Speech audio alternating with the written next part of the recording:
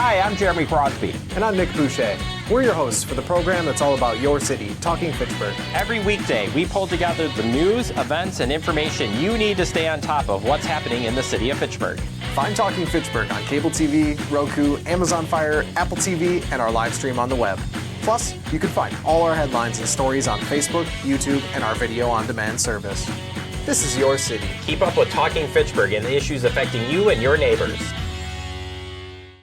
Want to know what's happening in your city? Get Notify Me messages from the City of Fitchburg.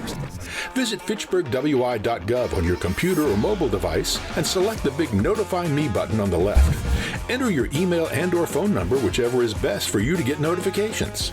Scroll down the list and select all the topics you're interested in to receive email or text messages about. You'll be notified every time one of your topics is updated. Sign up for Notify Me, one more way to keep up with your Fitchburg government.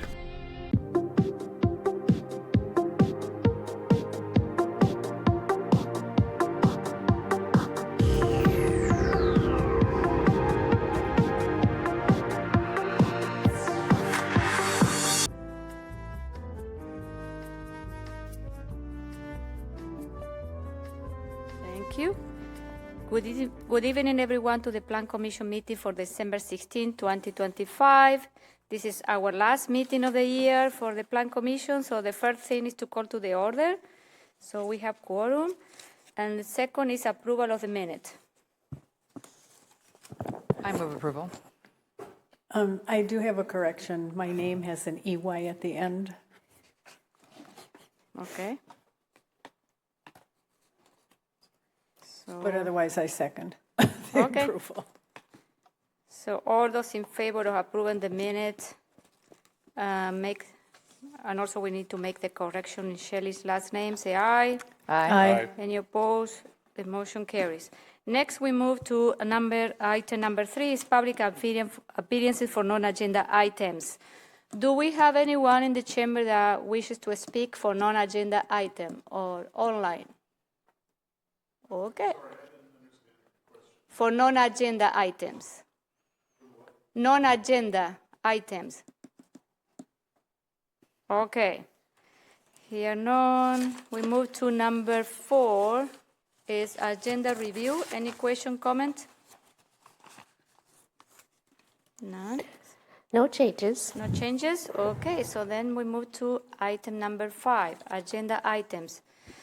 We have a couple of public hearings tonight, so I will start with the first public hearing and consideration of resolution R-243-25, resolution by the City of Fitchburg, City Council granting an exception to Section 62.237I, Wisconsin statutes to allow a community-based residential facility at 5395 East Sherrod Parkway in the city of Fitchburg in Dane County, Wisconsin.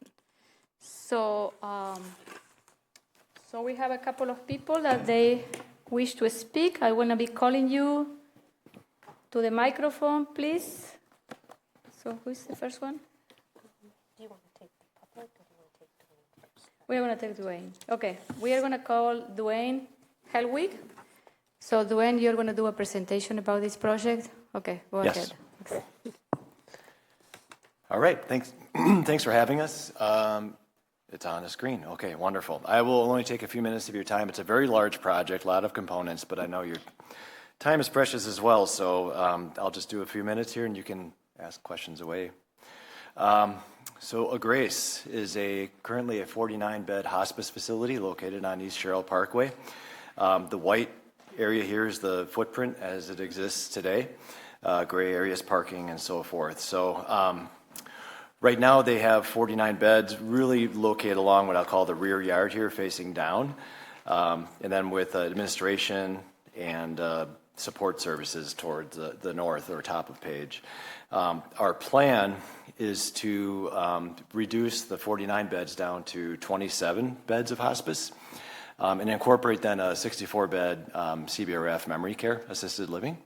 They have extreme demand for dementia care in this market area, And Grace, being in the hospice business, is very much aware and reminded on, I'm sure, a regular basis that there's a shortage. So it's their endeavor to create assisted living memory care on their site. So what our plan is to do is to really take the east side of the campus here and demolish that, relocate residents to the west side of their campus, and like I said, downsize from that 49 bed to a 27 bed.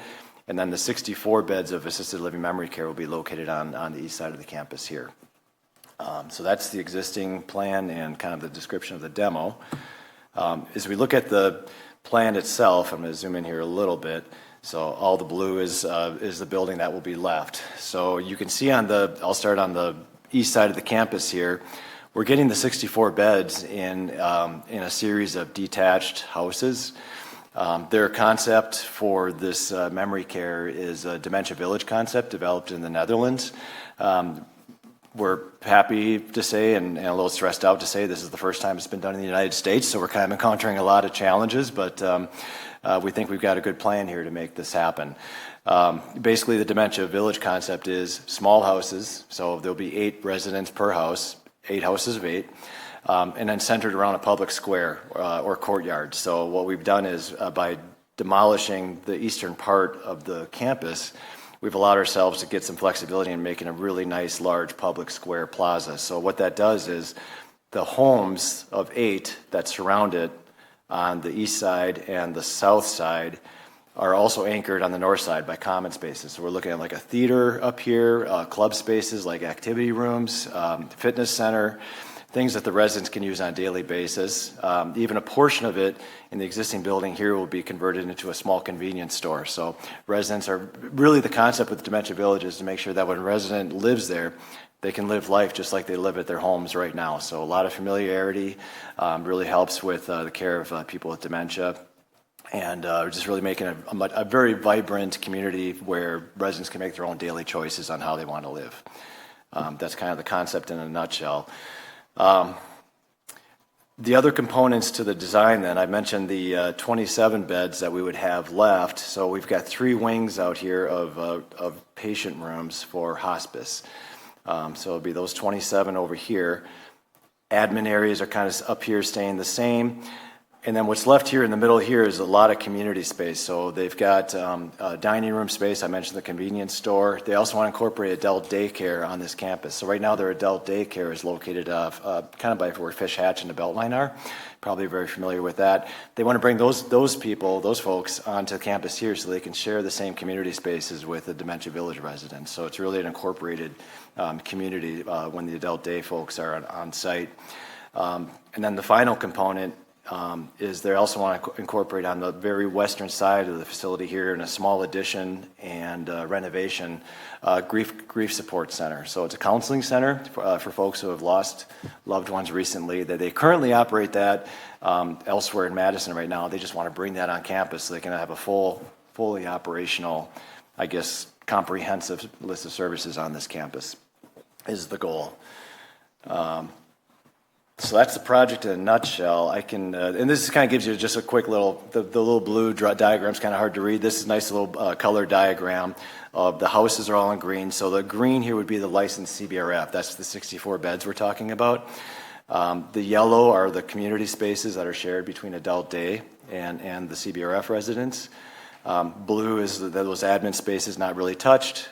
Grief support and counseling center in the darker blue on the left here, and then the 27 beds of hospice here. And just give you a flavor of some of there's a lot of stuff here, and you're going to thank me for not spending time on each slide. Courtyard, so you can see a lot of green space, a lot of community space, seating space is really the concept there. Anything to get folks out of their homes and into a community-based setting. One thing that's a very important site feature that I didn't mention that they have right now is the south property line is lined with a wooded area. So it's a beautiful area. Grace has made it very clear to us they want to retain that wooded area. We are doing some additions on the back here, so we're going to modify some of that, but we still want to retain the wooded area all along that south property line to the greatest extent possible. And we're doing that with a series of modifying retaining walls and so forth, so we don't have to, take out all the wooded area that's there and replace it just with new graded area that would just be grass. So be a combination of retaining walls, retaining existing plantings and trees, and incorporating new ones.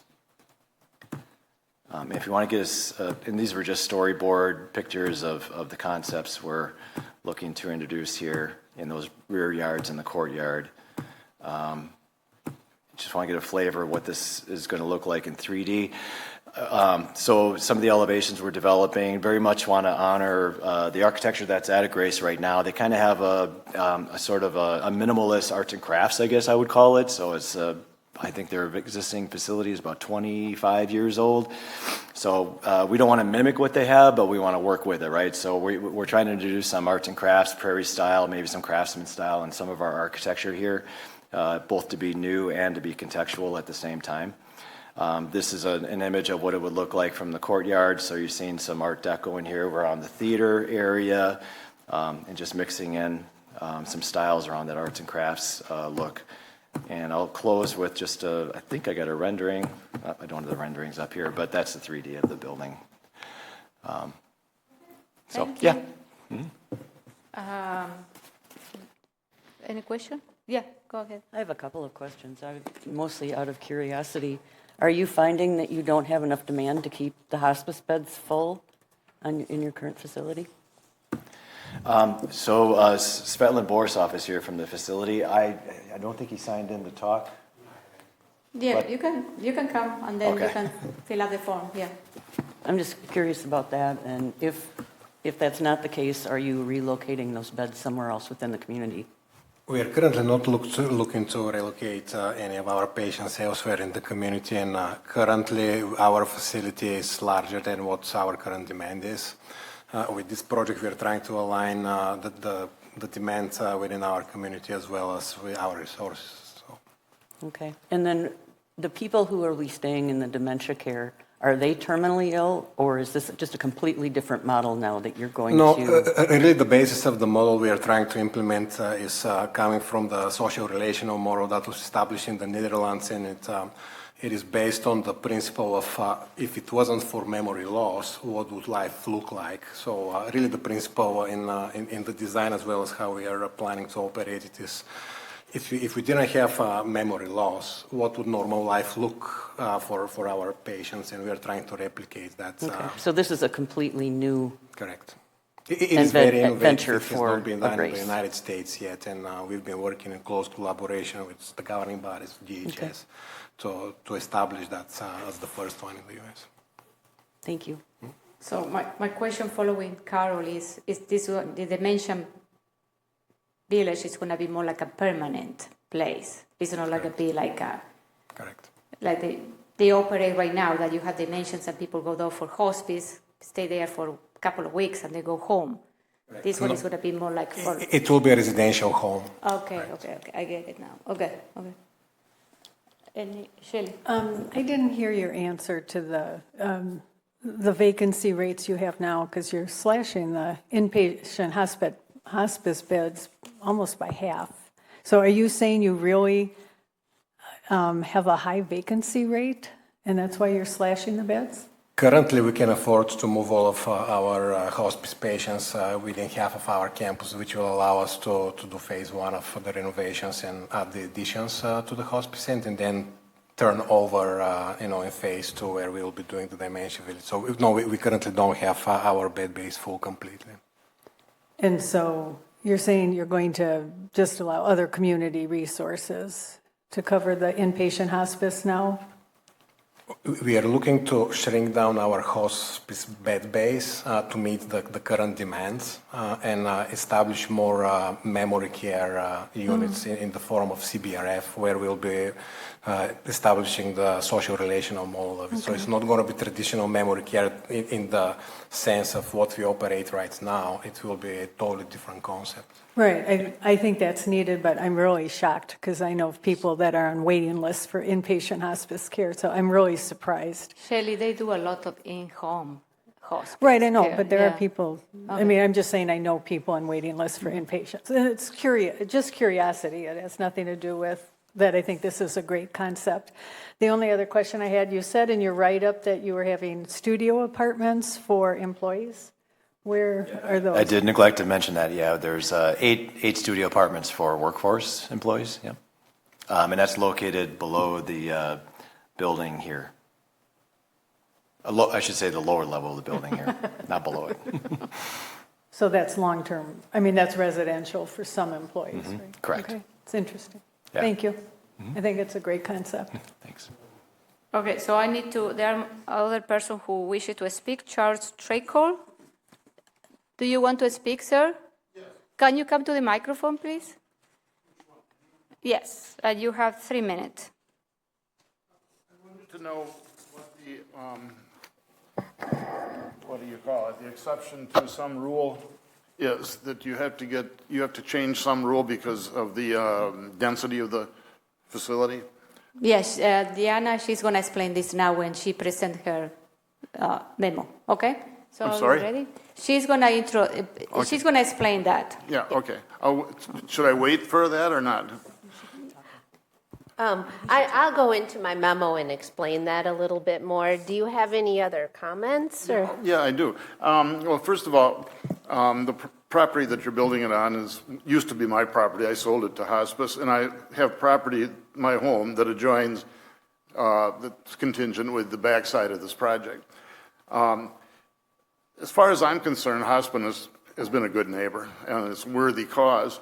But I was more interested in these exceptions, and you know what is the nature of the exception, and what is the reason for it, and what was the reason it was ever there in the first place. And I guess when we're on the subject of exceptions, I have approximately 4 acres, and I have potentially 2 or 3 lots on Lacey Road, and I have tried on several occasions to see if I could develop those potential lots, and I've encountered negative answers every time I've done it. Okay, and the last answer that I got as far as my ability to develop those lots and sell it off is they said, well, Mr. Treichel, if you're going to do that, you have to show us how you're going to cut up the rest of your property. And I said, I'm not planning on doing that. I'm planning on staying there till I die.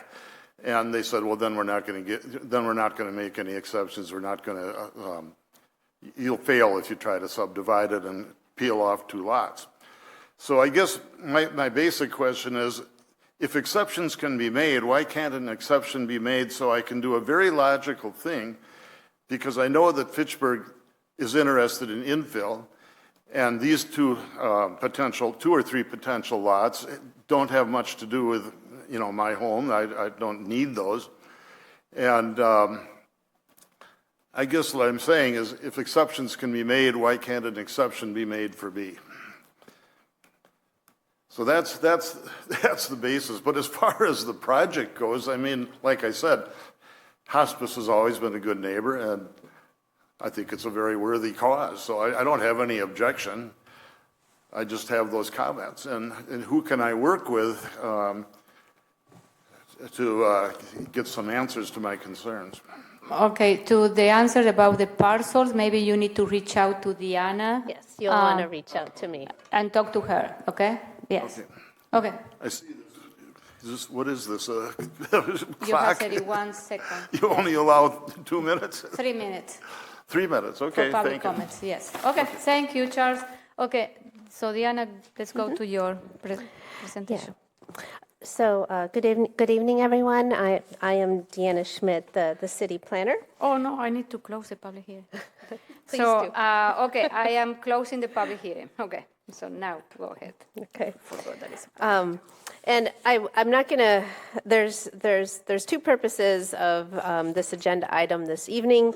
The first is the pre-application in advance of application for Planned Development District General Implementation Plan, GIP.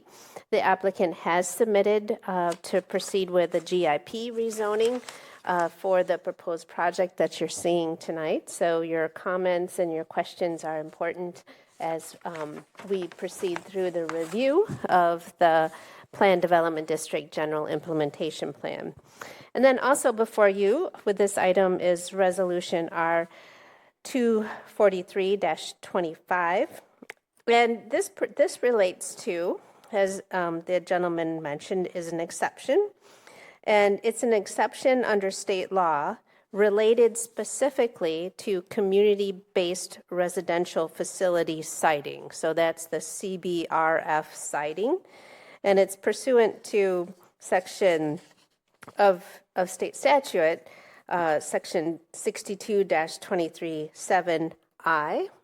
And under that statute and is two requirements that no community living arrangement may be established after 1978 within 2,500 feet or any lesser distance established by ordinance of the city. And number two, and that's what this one is pertaining to, that the capacity of a community living arrangement in any aldermanic district reaches 25 persons or 1% of the population, then a community, a municipality can deny approval.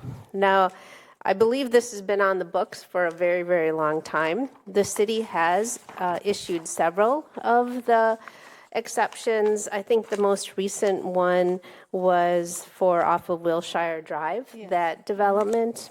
And so given our growing senior population and given the need that's there, I do expect to see more of these exceptions coming forward. And specifically, this resolution would be an exception to that second portion of greater than 1% of the population in the Alder district. Happy to answer any questions specifically to that. There is some numbers that Dan provided. This is in Aldermanic District 3 with a population of 7,495. And so with the addition of A-Grace's proposal and also our existing CBRF facility on Fish Hatchery, that will take us above that 1%.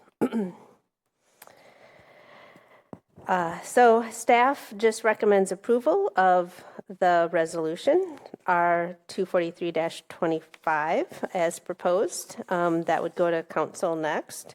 And then your comments and questions about the pre-application. Okay, thank you. My only question is that, we are using a 2020 census population, and it's kind of like old. So I don't know, maybe those numbers are different, Yeah, that's true. Yeah. I guess we just took the formal census instead of the estimate numbers that the DOA produces. Okay. Any question, comment? Okay. Here none. All those in favor of resolution are. Oh, sorry. I think I am in. I'll move approval of resolution R 243-25. Second. Okay. All those in favor of resolution R-243-25 say aye. Aye. Any opposed? The motion carries. Thank you. Thank you. Thank you. So next, we are open another public hearing and consideration of rezone RZ-2621-25, request by Danny Affable, agent from J.T. Klein, to rezone property from PDD GIP to PDD SIP to allow for a proposal multifamily residential development on property associated with Orchard Point, Lot 11. So we have a couple of people that they want to speak. Where is Danny? Oh, Danny. Okay. Hi, Danny. Do you want to start with the discussion? Yeah. Sorry. Sorry for not being there in person. Good evening, everyone. I really just wanted to mention that the plan for this project has remained relatively unchanged since we were here for GIP approval a few months ago. We did bring our architect Kevin Burrow to come along and he can help explain or answer any questions related to the ADR application. But mostly just wanted to be here to answer questions. We traded some comments back and forth with staff, and I'm thinking we sufficiently addressed them there. So if Plan Commission has any questions or anything for us, we're happy to chime in. Okay, so Kevin Burrow, Kevin O'Donnell, and Bruce Holler. So are you over there? And do you want to speak up? No? You're going to answer question? Okay. Okay, thank you. Okay, so Diana, go You ahead. can close the public. Oh, I am closing the public hearing. Okay, so this project has come before you several times already. We did a minor comp plan amendment for this project earlier this year. We've also did the Plan Development District GIP. So before you this evening is the request to rezone to Plan Development District Specific Implementation Plan, the Architectural Design Review, and also CSM that would divide Lot 11 into 2 separate parcels. The applicant is proposing to construct a multifamily housing development of 180 units. That would be 80 units of age and income restricted for seniors, and then the building 2, which would be towards the rear, would be 100 units of market rate and would not be age restricted. Both buildings will have underground parking, in total 157 covered parking spaces. Both buildings would be 4 stories. The plan also includes amenity spaces, community rooms, outdoor patios, grilling areas, fitness areas, leasing office, and the exterior materials would be a mix of cast stone, hardy composite siding, and brick veneer. Pretty similar to what you reviewed in October with the Plan Development District General Implementation Plan. The applicant did provide a traffic impact analysis for the site, which has been reviewed by our transportation engineer, and he finds that everything is just fine with what is proposed in terms of traffic.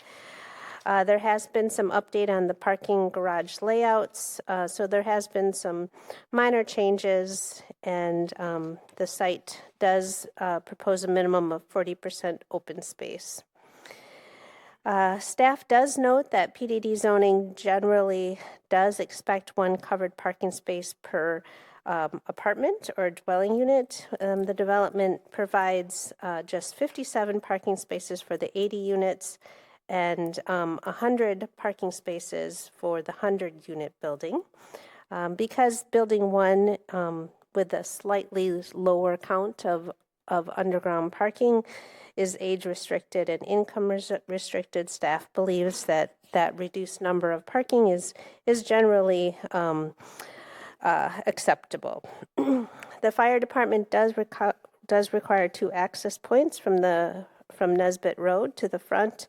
That'll be through the main driveway, and then also the applicant will be required to do some improvements along the public multi-use path to allow for fire department access. In summary, staff does recommend approval of the rezone with the 7 conditions, recommends approval of the certified survey map with conditions, and then we also recommend approval of the ADR with conditions, and happy to answer any questions that we can. Thank you. So I am open this for questions and comments.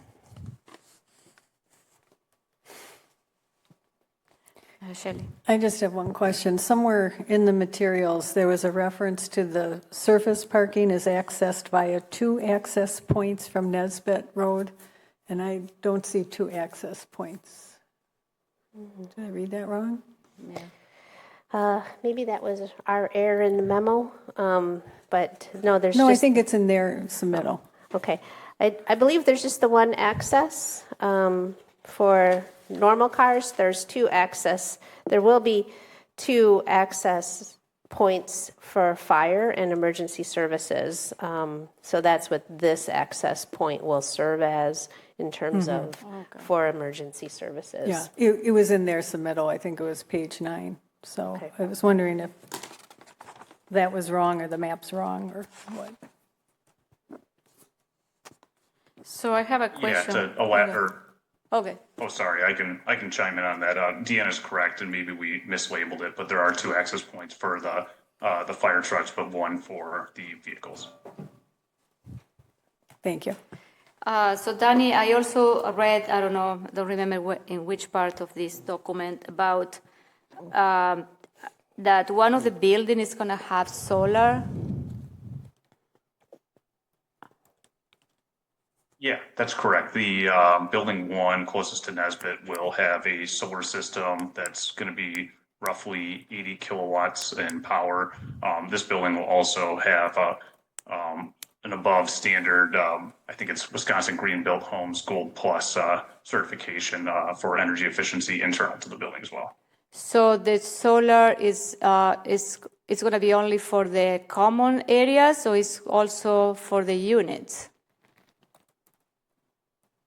It's going to be for the common areas, just because it's not able to be tied into individual meters. I think that's an MGE regulation, so it will feed kind of into the common and underground parking garage area.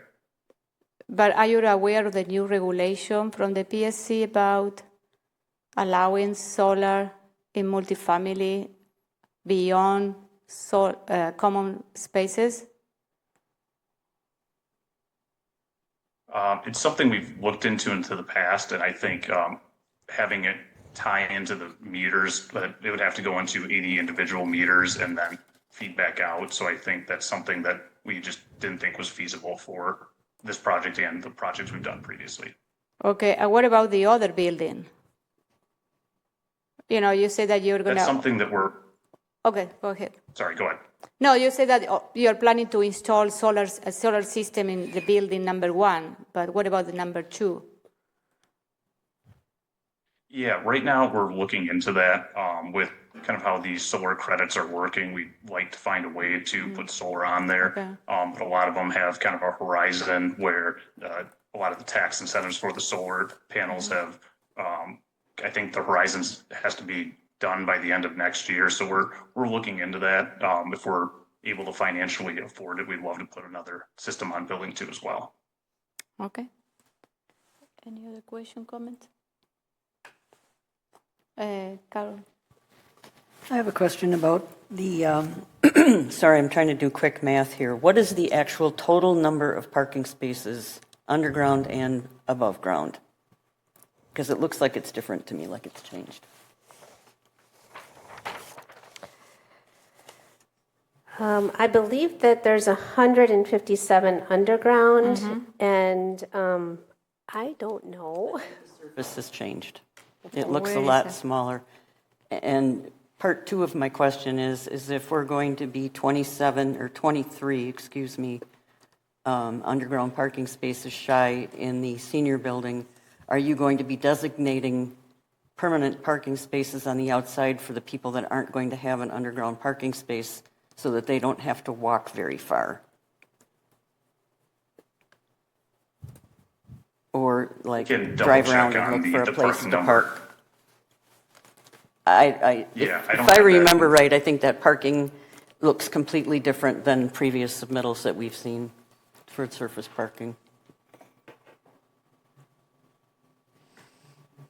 The layout for the surface spot or surface garage surface parking area is identical to pretty much what we've gone. Maybe there's a spot or 2 that have changed as we've had to right size the stormwater and maybe some of the landscaping plans, but this is pretty much the same layout we've been showing since our GIP approval. To answer your question about assigned parking, we usually have permits for residents to park in the surface area to make sure that there's going to be some designated guest areas, but that residents are parking in there and that we don't have neighbors or someone from the bowling alley parking in there. It's not assigned, but it's something we do keep an eye on. And we do work with residents to make sure if they need a spot in the garage, there's something available for them. And Carol, what are you referencing? Because I'm looking back last month, the staff memo is the exact same of 57 and 100. Well, the 157 for the underground has not changed. The surface parking, I think, is what looks different to me. The number of surface spaces. So we've got 180 apartments going in here. Do we have 180 total spaces between the underground and the surface? And how far are those surface lots away from a building that is designated for apartments that are going to be lived in by seniors and potentially people with disabilities, if they need to have a space? Sure. I can clarify just on the total number of stalls. We do not have a change from our last submittal, but it was 157 total underground and 58 total surface lots.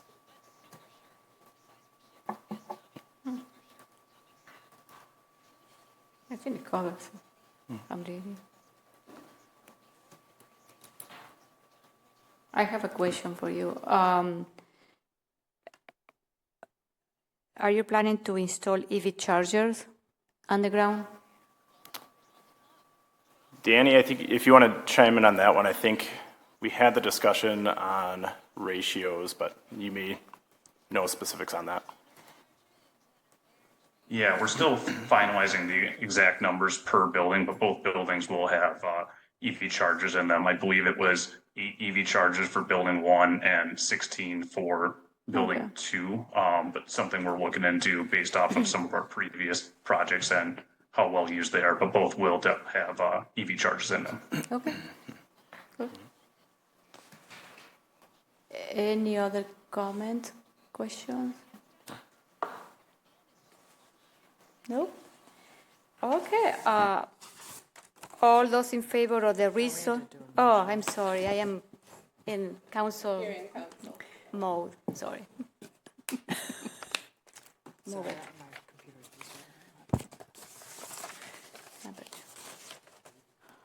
I'll move approval of rezone RZ 262125 with the how many conditions? The rezone has With 7. the 7 conditions outlined by staff. Second. Okay, any other comments? Okay, all those in favor of rezone RZ-2621-25, say aye. Aye. Aye. Any opposed? No. Okay, we have one opposed. The motion carries. Next one. We already, Deanna explained that, so we move. Any question about the certified survey map? Okay, so.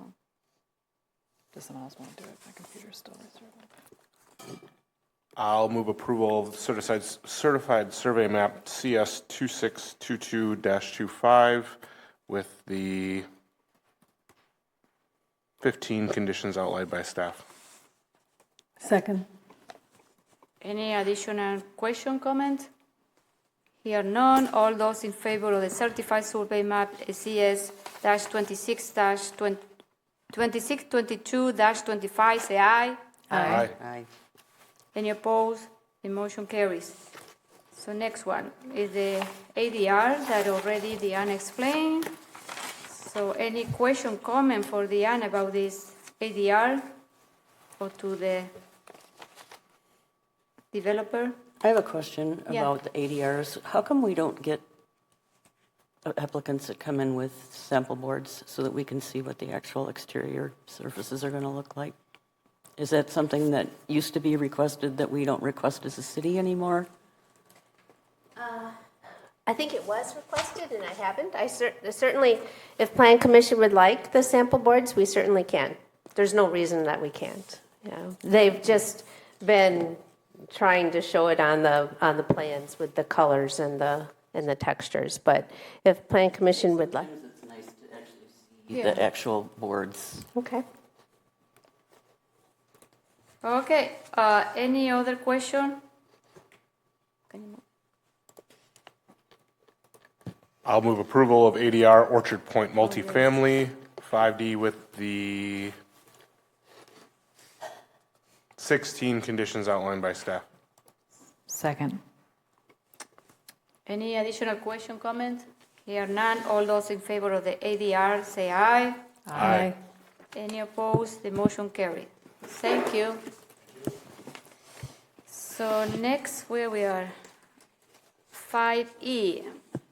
This is a certified survey map, CS-2623-25, request by Michelle Burrs, agent for No Oaks Ranch, LLC, to approve a certified survey map for part of Outlot 2, CSM number 15163.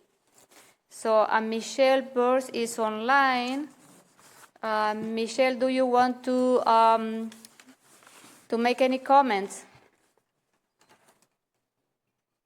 Hi, I'm available to answer questions, but I just would like to say that it's within the recently approved No Oaks Ranch preliminary plat, and they're on a faster timeline with their proposed development than the remainder of the plat that we will be submitting probably in mid-January.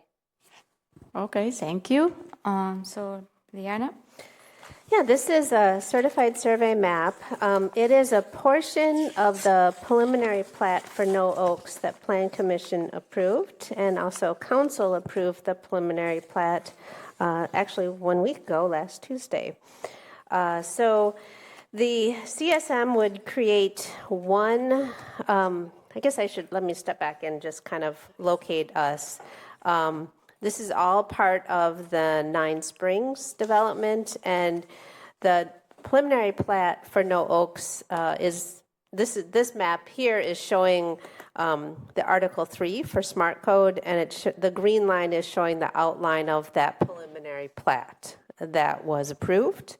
You can kind of see the road layout and the green space and open space, stormwater.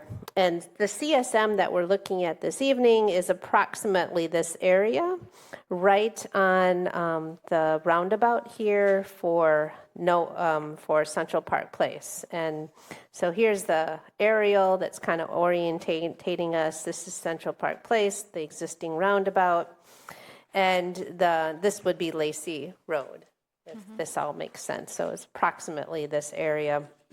The developer of the multifamily, as Michelle noted, is on a faster timeline than the final plat. It just takes a little bit more time to work through the final plat. The developer of the multifamily is on a timeline where he's actually hoping to start early this spring, moving through the construction process.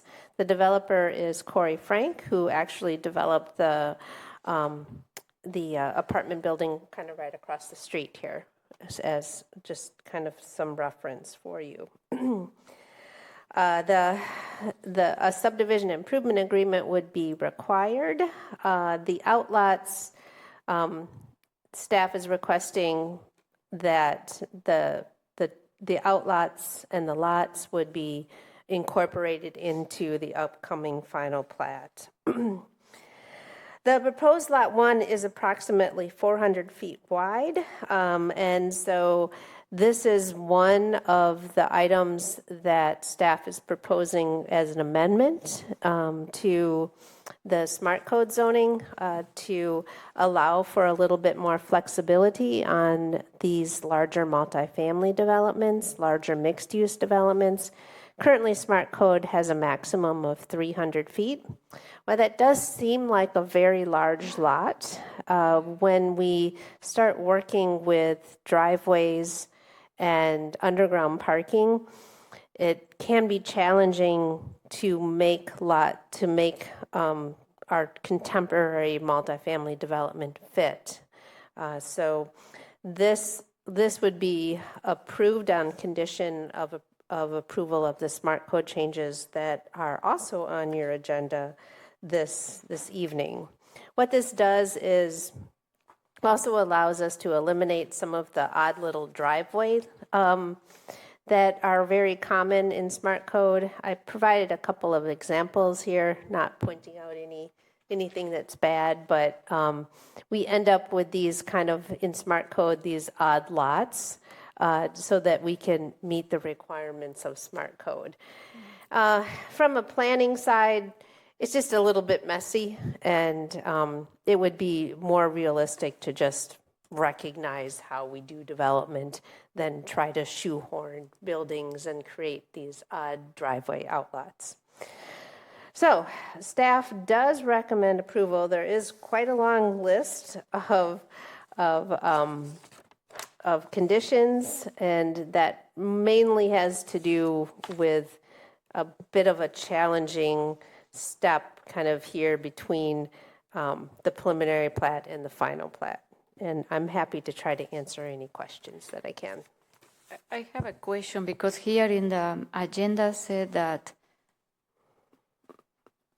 to approve a certified survey map of part of Outlot 2, and you're showing that the building is going to go in Outlot number 1. Okay. Yeah, let me head back up here. Okay, is that okay? Or? Yeah, it is. This is part of Outlot 2. It's referring to the current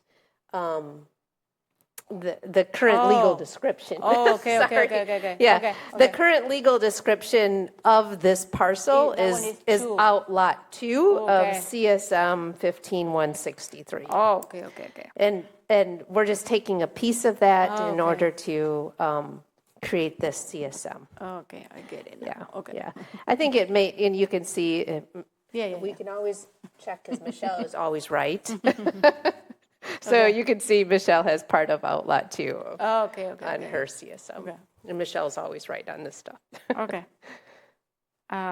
Any question, comments? Is there anything, I know the approval hasn't gone through staff yet, and we won't see it because it's smart code, but could you tell us a little bit about the general plan besides, I saw that it's 160 units of multifamily. Yeah. I assume rentals? Yeah, it is, yep. You actually will get to see some more details of it because we'll bring forward major construction early start in January.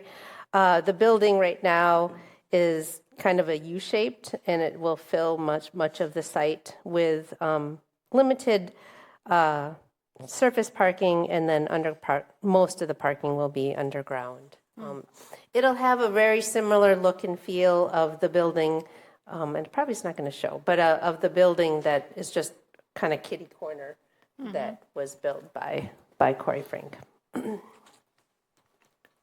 This is maybe a little bit of an odd, nitpicky question.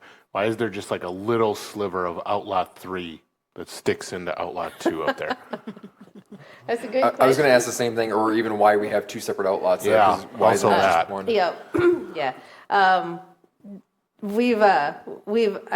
I believe we kind of worked out that we're going to clean up this and probably just put Outlot 3 and Outlot 2 into one outlot for right now. It is kind of an odd thing, and I think it has to do with how the lots laid out on the preliminary plat. But Okay. I mean, because is Outlot 2 intended to be stormwater access, and then Outlot 3 could be developable could be developed at a later time? yes, I think it's important Can to. I answer that? Oh yeah, go ahead. Oh, please. Go ahead. I'm sorry. Yeah. One of the conditions was to combine those two outlots into one, and we have done that and submitted a revision of the CSM. And you're right, the odd lot lying to the north matches proposed lots in the preliminary plat. So outlot 2 and 3 are now combined. So, and then will that combined space all just be stormwater easement then at that point? Can you zoom in on the notes on it, Deanna? I know stormwater management is part of it. Yeah, I think what will Multi-use happen. path. Yeah, hopefully what will happen here, Michelle, is we'll subsume all of both of this outlot kind of messy stuff here will get subsumed into the final plat till it'll be a little clearer. We're kind of in this holding point. It's kind of a weird spot right now to create this lot, and they need to create the outlot to, especially just to start that initial stormwater management piece for lot 1. Okay. Yeah, so and then if you I look don't at think the those property notes- lines will remain like this when we're all said and done after the final plat. and if that's good to know, I guess. It seems like the survey says that we need Outlot 2 for stormwater. And so if we're going to combine that with 2 and 3, I just want to make sure that 2 and 3 will now be this dedicated to public for stormwater management, multi-use path, sanitary sewer, and environmental corridor. Is that the intention? I am not sure. Yes? Yes, it is. Okay.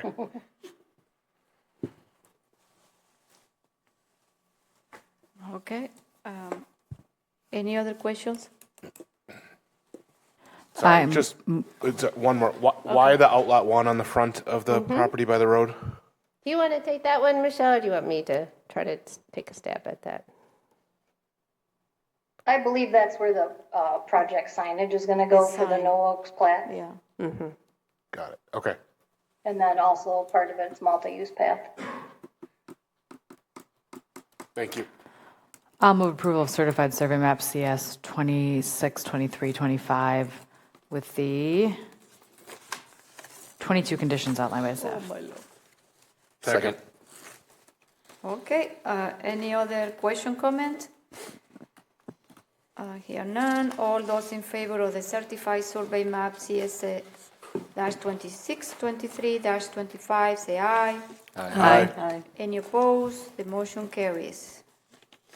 So next one is item 5F, is a pre-application for syncopation request by Christopher Gosch, agent from 9 Spring Hills, Inc., to obtain a pre-application review for a proposed mixed-use development on property described as a Lot 3 of CSM 3535 and Lots 1 and 2 of CSM 3598 on County Highway MM.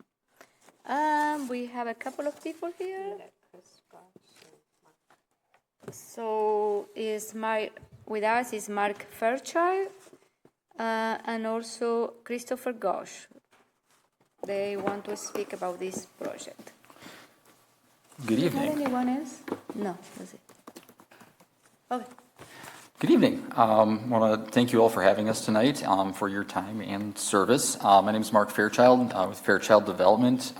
With me is Chris Gosch, and joined by Zoom, Kevin Wiesel. The three of us make up Syncopation, which is this proposed development that is in front of you on the screen here. Just to give you a little context, this site is off of County Highway MM between Lacey Road and McCoy. And we have a proposed mixed-use development here that would incorporate a 119-unit senior living facility continuum of care, approximately 35 single-family lots of varying sizes, about 40 townhomes ownership product, and then the remaining Syncopation multifamily, which would be 2 phases, approximately 312 units right now, divided roughly evenly. And along with that, there will be some commercial space in the mixed in with the residential buildings. This is just an aerial shot, and we may not go through all of this just for time's sake. We don't want to take up too much of your time this evening.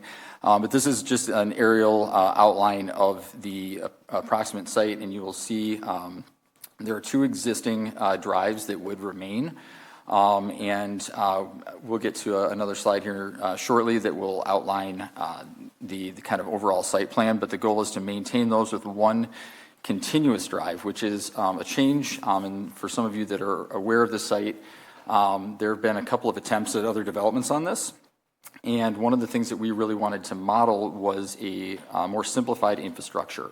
And with that, it meets the requirements of the TIF, but also makes it a much more feasible development, which is on a geotechnically challenging site.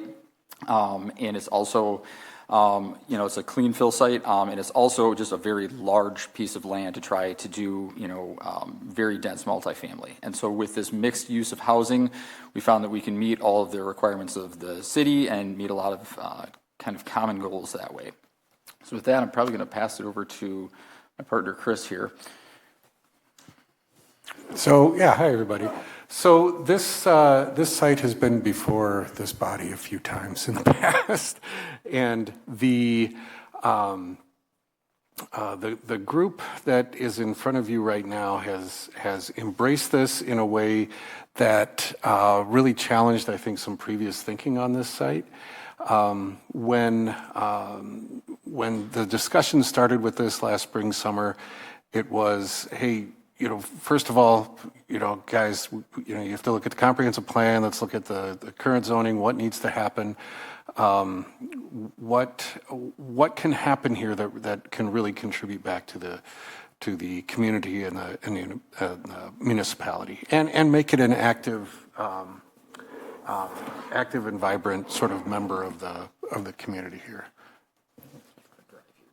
Okay, so we started looking at this as what programmatically. Let's explore this for a mix of uses. I think some of the previous proposals had a lot of density in there. That density then translated to a lot of stormwater management, it translated to a lot of traffic, and it translated to a lot of site intervention.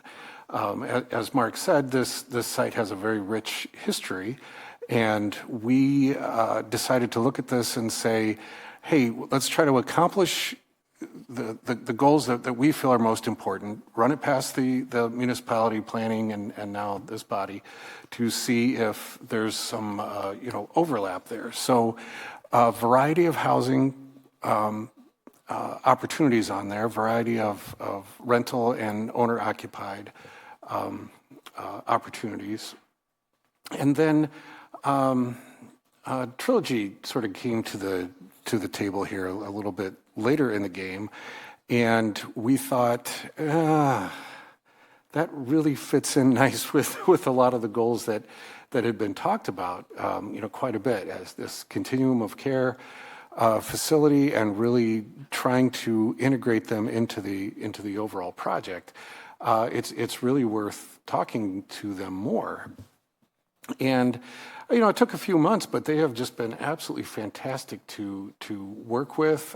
We were able to fit them on a good part of the site, and that sort of completes the last missing piece that I think we had programmatically, was to have a continuum of care, some rental units, single-family house units with a variety of lot sizes and price points, and then some attached townhomes, either walk-ups or just walk-up townhome style, which is just, again, another opportunity for a variety of housing that you guys see multifamily corridor buildings all the time. Well, let's try to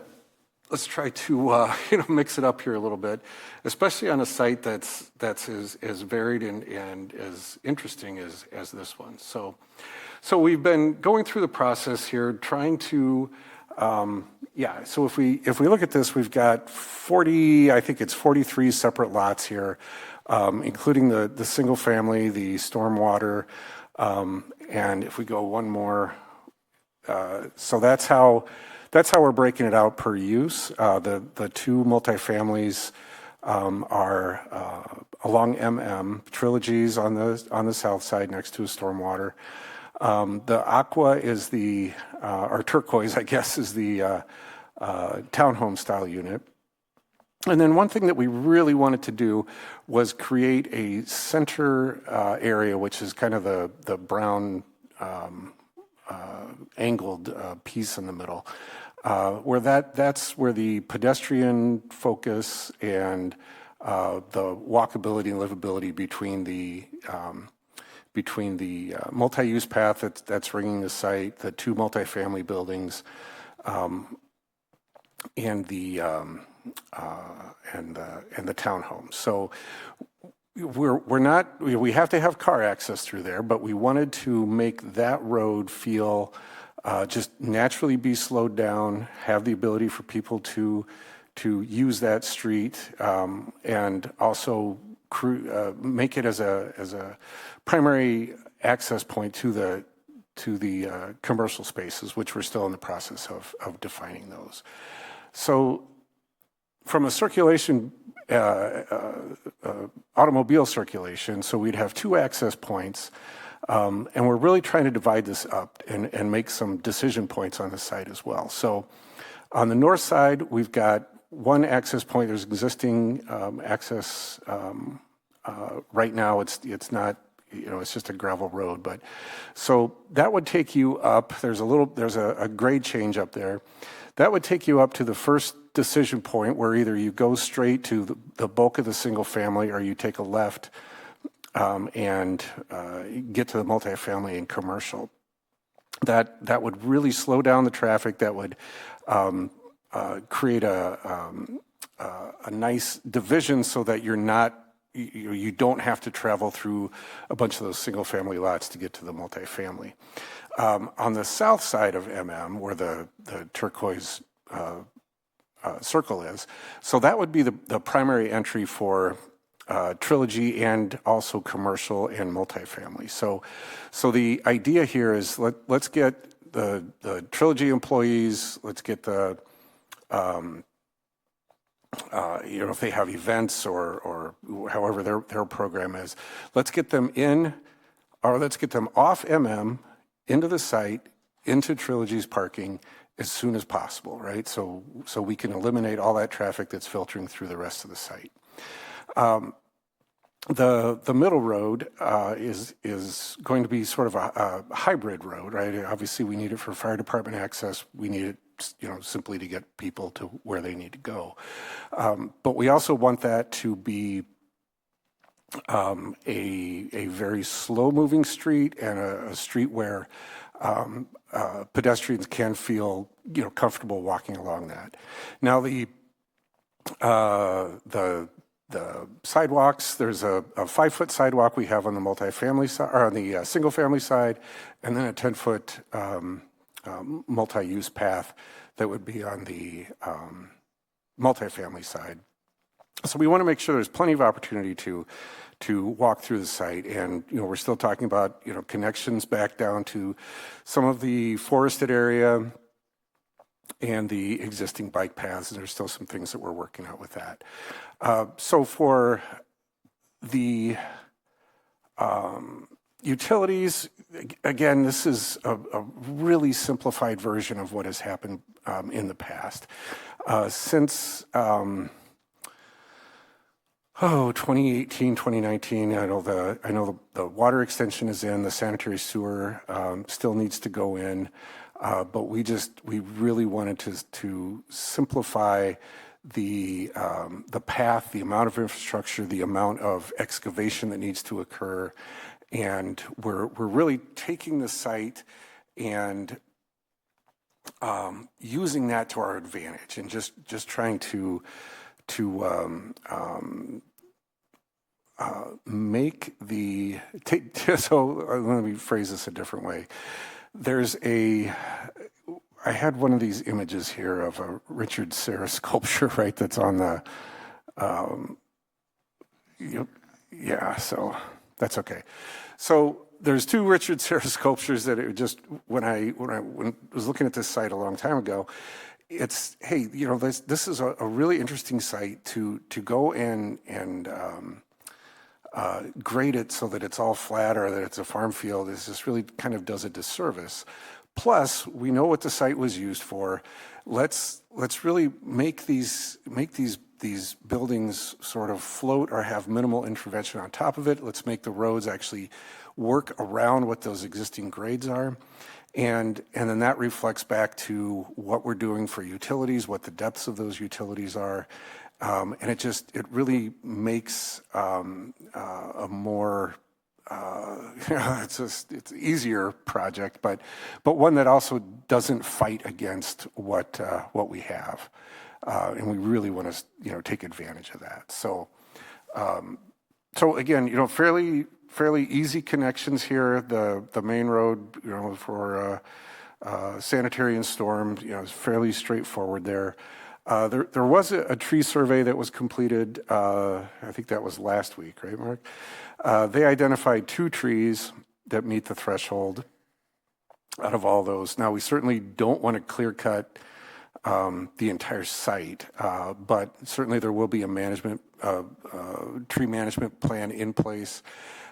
Those existing trees there, although yes, a lot of them are scrub trees, a lot of them are falling down. They're not, not even if they're not invasive, they're, maybe they're not valuable as a species, but they are valuable, we think, in terms of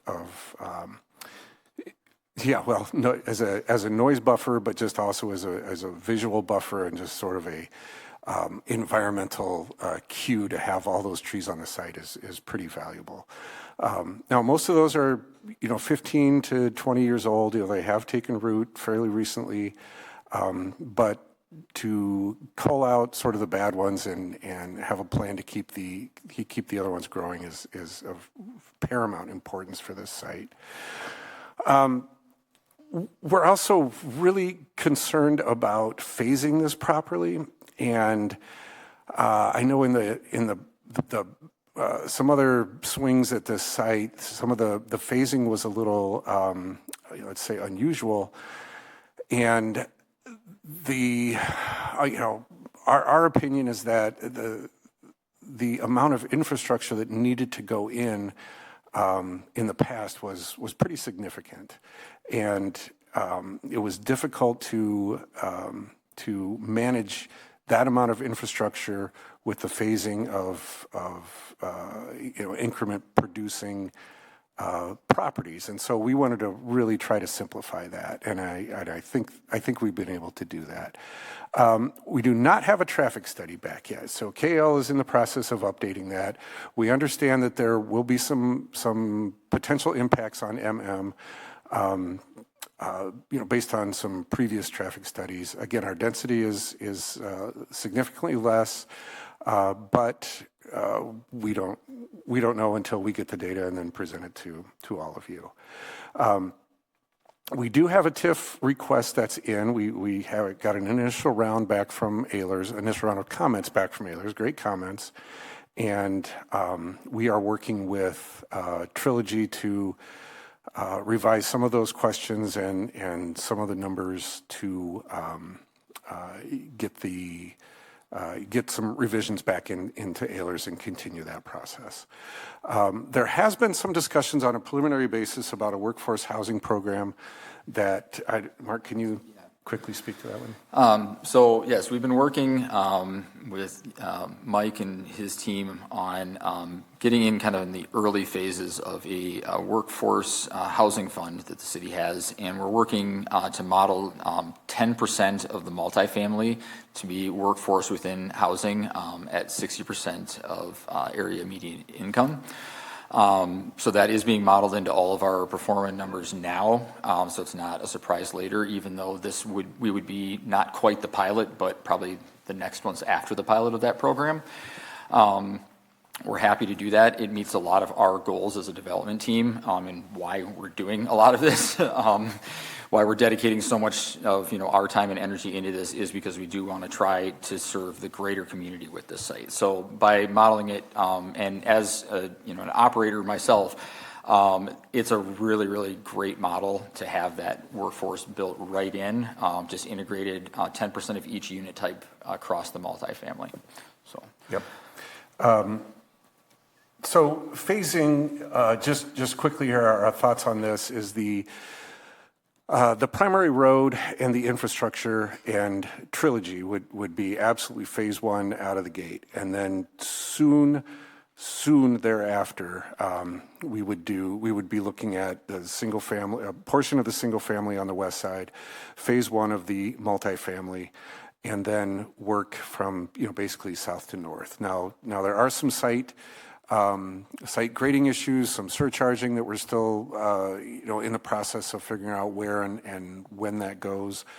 In the process, again, based on what we're doing or what we're proposing now versus what has been proposed in the past, the interventions on the site and the stabilization of the site is still needed, but it's not nearly as significant as it was in the past.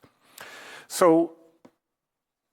Obviously, we're going through the process here. We've got TIF assistance booklet that's getting reviewed, like I said, exploration of a workforce housing program, which is what Mark talked about, assistance with any state or county grant program. There was an idle site grant and a brownfield grant that was available years ago. WDC does not think that those funds would be allocated to a site like this, but I'm still talking to them about it. We will need that sanitary sewer extension completed, and there's going to be some discussions needed about that and that schedule. Similar, Deanna, to what happened earlier, that variance for the number of units in a aldermanic district will be needed for Trilogy as well. And yes, and so we will be working with them on that language, and we will assist them in getting that submitted. What we really are looking for is feedback on the proposed program, the mix of unit housing types, introducing some diversity into this site, and really embracing the site for the. Let's be honest. It's kind of an oddball site, but it is a really, really great site, and it's got so much personality to it. We just really want to take advantage of all that, and to sort of look at this in a way that was not jamming as many rental units on there as could possibly fit, and just let it breathe, let people enjoy the site, and let people really take advantage of it. So again, I just put a couple slides in here. We see what the previous iterations were, which were not too far apart. Tons of infrastructure, tons of roads and impervious surfaces, and let's take a look at that. Let's find out what worked, what didn't work, and let's just take a quick step back. So again, just to summarize, we really made an effort to minimize the infrastructure and make the site layout more efficient. Fewer structures, introduction of single-family homes and townhomes as supportive and complementary uses, and then really work with that existing grade. So the last piece here is the existing site, right? So it's an old fill site. There have been 5 investigations done on this. I have been, I was involved in 2 of those pretty substantially in the past, and there's no doubt about it, right? There's stuff buried in that. Below grade, at varying depths and at varying locations. None of that is a barrier to do what we're doing or what we're proposing on here. Particularly not for single-family homes, particularly not for the multifamily. Now, like I tell everybody, where we would start getting into some headaches that could still be resolved is, hey guys, right, if you're doing 7, 8, 9, 10, 14 stories, let's really rethink this, because that's going to be some major issues that are going to have to be resolved. But for what we're doing, what we have proposed in the past, and what we're just incredibly confident doing is creating some additional, reinforcement in the footings, reinforcement in the slabs, ability to span anything that might decay away. We've had this vetted out so many times, so I just not. I understand that there's been concern in the past, and I just I'm very confident that we have sufficient solutions to this. In addition to, identifying where specific sort of weaknesses in the site are, avoiding those. We've had settlement plates, or not we, but in the past there have been settlement plates, excuse me, on the site that have performed without any indication of any settlement except on the far north side where we're not even touching anything. Obviously, we started this in July. Here we are in winter of 25. And I would say that the just again requesting some general or specific feedback or comments on the type of use and sort of what we're imagining that site to be in terms of overall uses and land use and consistency with municipal goals. So. Thank you. So this is a reminder. This is we are not taking a formal action. We are providing feedback. Okay. So this is your time. So so I want to say I'm very happy to see that this site to be coming back to life. Yes. I was part of the 2017 and the 2022. I think you, Carol, was part of that too. So I think it's great that finally we can see something being built here. I have a couple of questions about, but you mentioned that the stormwater, the location is going to be, can you point it in the map there? Where is your? Yeah, so. Yep. Okay, so the blue one? Yeah, the two blue areas. The dark blue areas. Okay, the dark blue. Okay. When you mentioned in the brown area that you're planning to do like more like a walkable area, like a center, are you considering to build like a plaza? People can walk, like a civic space. Yeah, that very much so. Okay, yeah, we are and open to certain ideas on that as well. Okay. So the site itself, syncopation is a musical term. It's a musical term. Okay. I'd love to see a stage or something there, but we got to. Okay. I think there's a lot of opportunity for that area, and just not throwing ideas out. We have thrown almost every idea out there, so we'd welcome feedback if there are things that people would want to see, though. And can I just make a comment on that? Yeah. So to give a little color commentary here, so that area, we know that people have to drive through it, right? We can't, there could be an ability to close that off, sort of where the multifamilies are for special events, and we would like to explore that more. But what we're trying to get across is that when you're going up, you're making that left turn to go through that sort of civic area, where people are thinking, I think I can drive here, but I'm not sure if I should, right? Which then immediately lowers the speed, it heightens awareness. And so, we will obviously, comply with everything that a road needs and everything that the fire department needs, but we don't want it to be a throughway where someone can just cruise through, right? So we want to make sure that through the geometry of the street and also the visual cues around it, and then hopefully a bunch of people walking around that just slows it way down, and it just enhances the experience for everyone else. So my other question is, where is most of the field?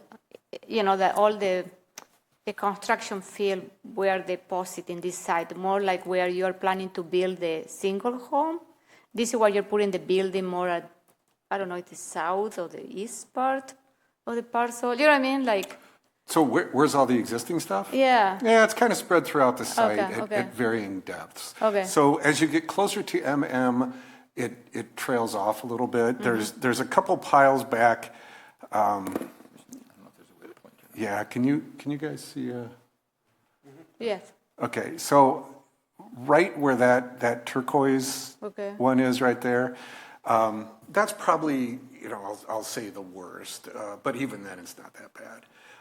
But there's a pile up and then it goes down towards 14.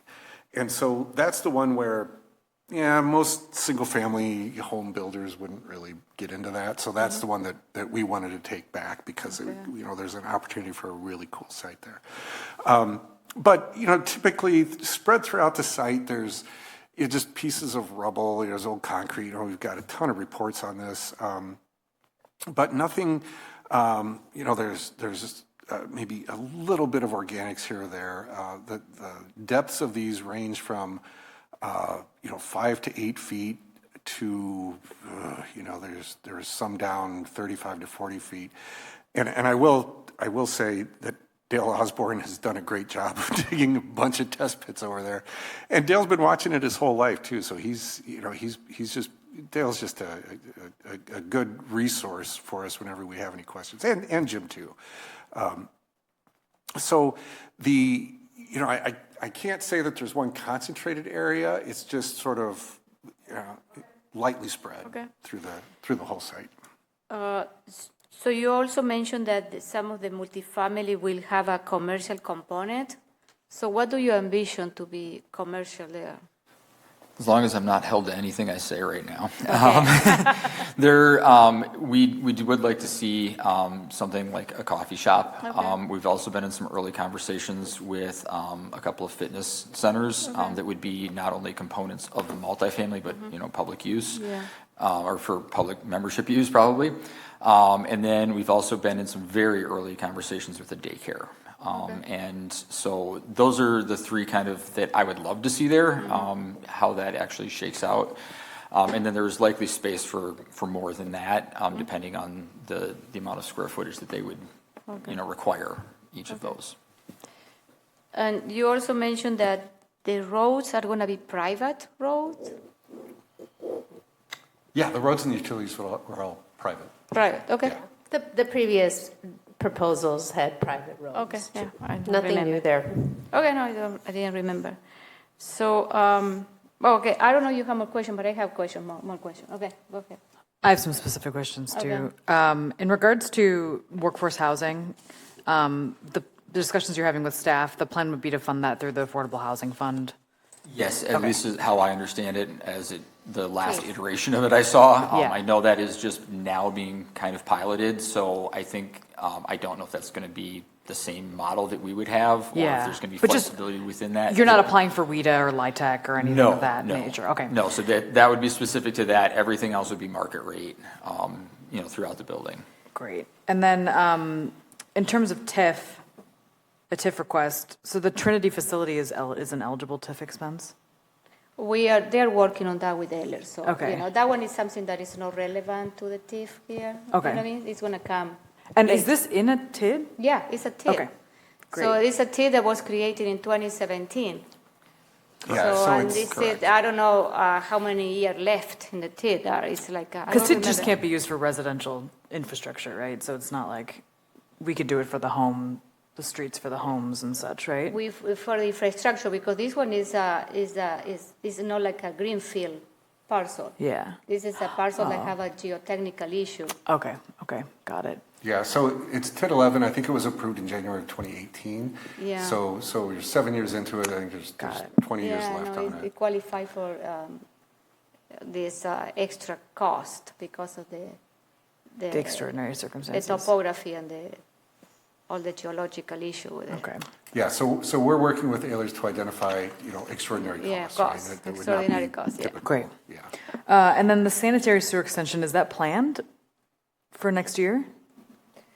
It's planned, and I think it's kind of in waiting till we have a project that's pretty much ready to go. Okay, so this moving forward would push that Yes, it would. forward as well. Because I was surprised by the June 2026 construction timeline. That seems very fast, and so I was like, oh, this seems like there's a lot to get done, but do you feel good about that, Yeah, that so potential there is a timeline? lot to get done. I think that there's, depending on how this is phased and depending on the feedback that we get tonight, and especially working with Trilogy on their component, we're comfortable with everything else, but we really want to make sure that Trilogy works, not only for us, but also for them, right? Mm-hmm. They've got a very specific set of residents there that we really want to make sure that they get accommodated properly. So, And we certainly need the mixed housing types. That's a great need. I like that we have ownership here. It's not just rentals, not just multifamily. It's a mixed development. And the senior facility is important too. I think it's interesting that it has all of those different, so people can, if they have different phases, they can move through that. That's that one facility and for their different needs. So I think that's definitely very interesting. Is this something that you will as the developers, you will build all the homes yourselves, or any of these you're selling off to other developers? So the single family will all be sold off as it is right now to one developer that's going to do them over 3 phases, which will follow kind of the mass timeline of the entire development. So, you know, they'll have about a phase and a half done as we have, you know, one of our multifamily buildings delivering, and then the back half of those units would probably get delivered as we deliver, plus or minus a few months, of course, but the goal is to be building somewhat simultaneously with them. So we do have a builder identified. I don't know if I can quite say it yet, but we are modeling it that direction, and then a separate party for the townhome as well. Great. Thank you. Yeah. I have more questions. So one of the things that I have a couple of concerns is that some of the lot size are too big. You know what I mean? Like, I think in documents say that they're going, some of them up to 10,000 square feet, some of the lot sizes. Have you considered to make those lot sizes smaller and build more single family homes? You know what I mean? We have looked at this, and so one of the things is, you know, with some of the challenges of the site, there have been some builders that have shied away from it because they have extra, you know, costs and things, and so to get their numbers to work, they're happy to do a mix of sizes, and that's why there are, you know, some smaller lots there. It by the nature of the site, with it, you know, that's kind of the top of a hill. It does have some really nice views, and so that was, you know, sort of a request of the builders that we've been talking with, is that they would like to see some larger lots up there in exchange for doing some smaller ones, you know, further down the hill there. So yes, we've looked at it. We're still, you know, we can still slice and dice things a little bit as we get those conversations a little bit further, but it's kind of been by a request so that they can get their numbers to work as well. We can imagine that we're going to have $1 million homes sitting in those. I think that would be probably on the very high end of it. You know, it's based on some early conversations. So no, I don't think we're going to have, you know, $2 or $3 million, you know, mansions out there or anything like that. You know, so but that's not the goal here. But they are going to be some larger homes up towards the top of that. So let's talk about the green spaces, parks. So where do you envision that? Those one are the green, you know, parcels over there. These are the 2 areas where you are identified as a park areas. So those are identified as sort of dedicated or common spaces, or, you know, areas dedicated to the public. Now, how that gets programmed, we're not exactly sure yet. Those are where we're thinking about. You know, kind of makes the most sense. You know, we still have to deal with getting some access back to that stormwater pond and get an easement back there. So, you know, does it make sense to carve out some more space back there? You know, we will have multiple discussions about, you know, dedicating parkland. You know, frankly, you know, I don't know if this is the forum for it, but, you know, that's always a challenge to find, you know, with a site this big, you know, would anything on here qualify to dedicate back as parkland, and then would that offset anything that would be required, you know, per ordinance? Yeah, we would like to see that if you are going to dedicate parkland, this should be an area where we don't have any to invest in a lot of, you know, geological, you know, testing. We would like to see a piece of land that is ready to build a park. Yes. I want to be honest with you. You know what I mean? Yep. So, Yep. Okay.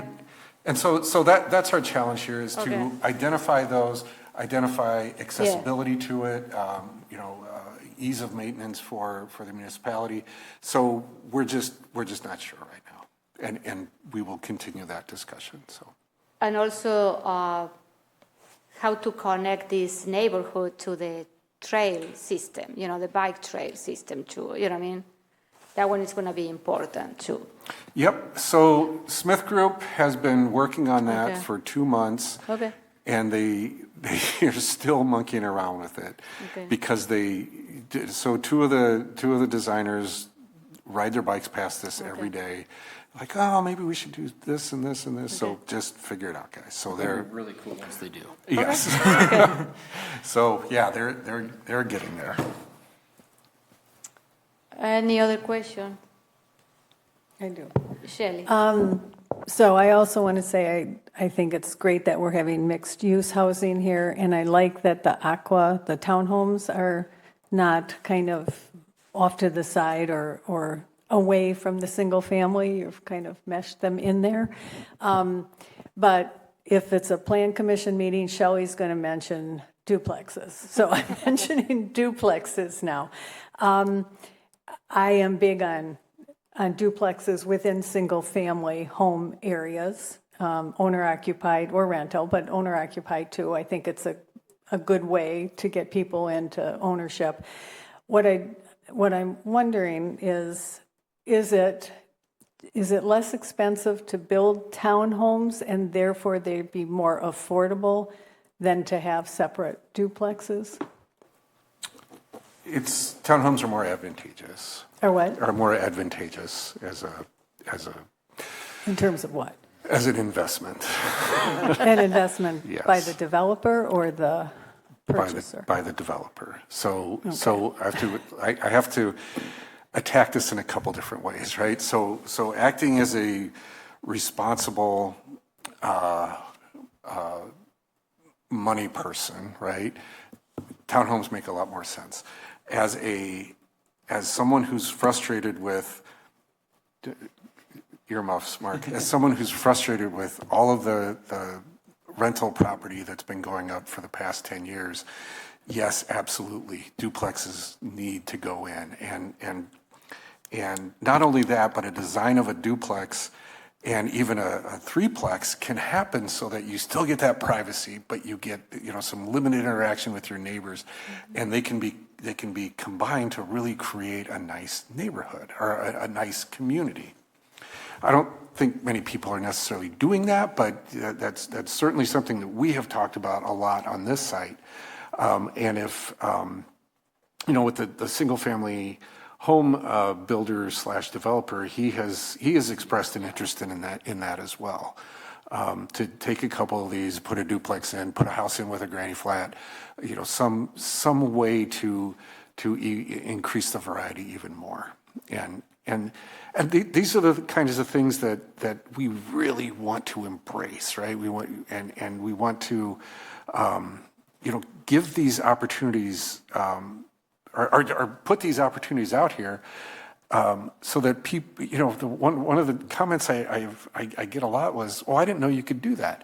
Well, yeah, you can, right? and all you have to do is just make it a nice environment. And I'm not trying to be pedantic, but it gets a little frustrating when I get yelled at saying, "Why does every apartment look exactly the same now? Do something about it." And it's like, okay, well, we're trying here, right? Yeah. So Great. We are exploring that, and our single-family builder has shown interest. That would be wonderful. Okay, I'll look forward listen to a his revised answer, map then. not mine, sorry. No. I think that would be great. Okay. Thank you. So another question, the multifamily apartments, how tall will be? Bless you. How tall they are going to be? 3 stories. 3 stories, okay. For the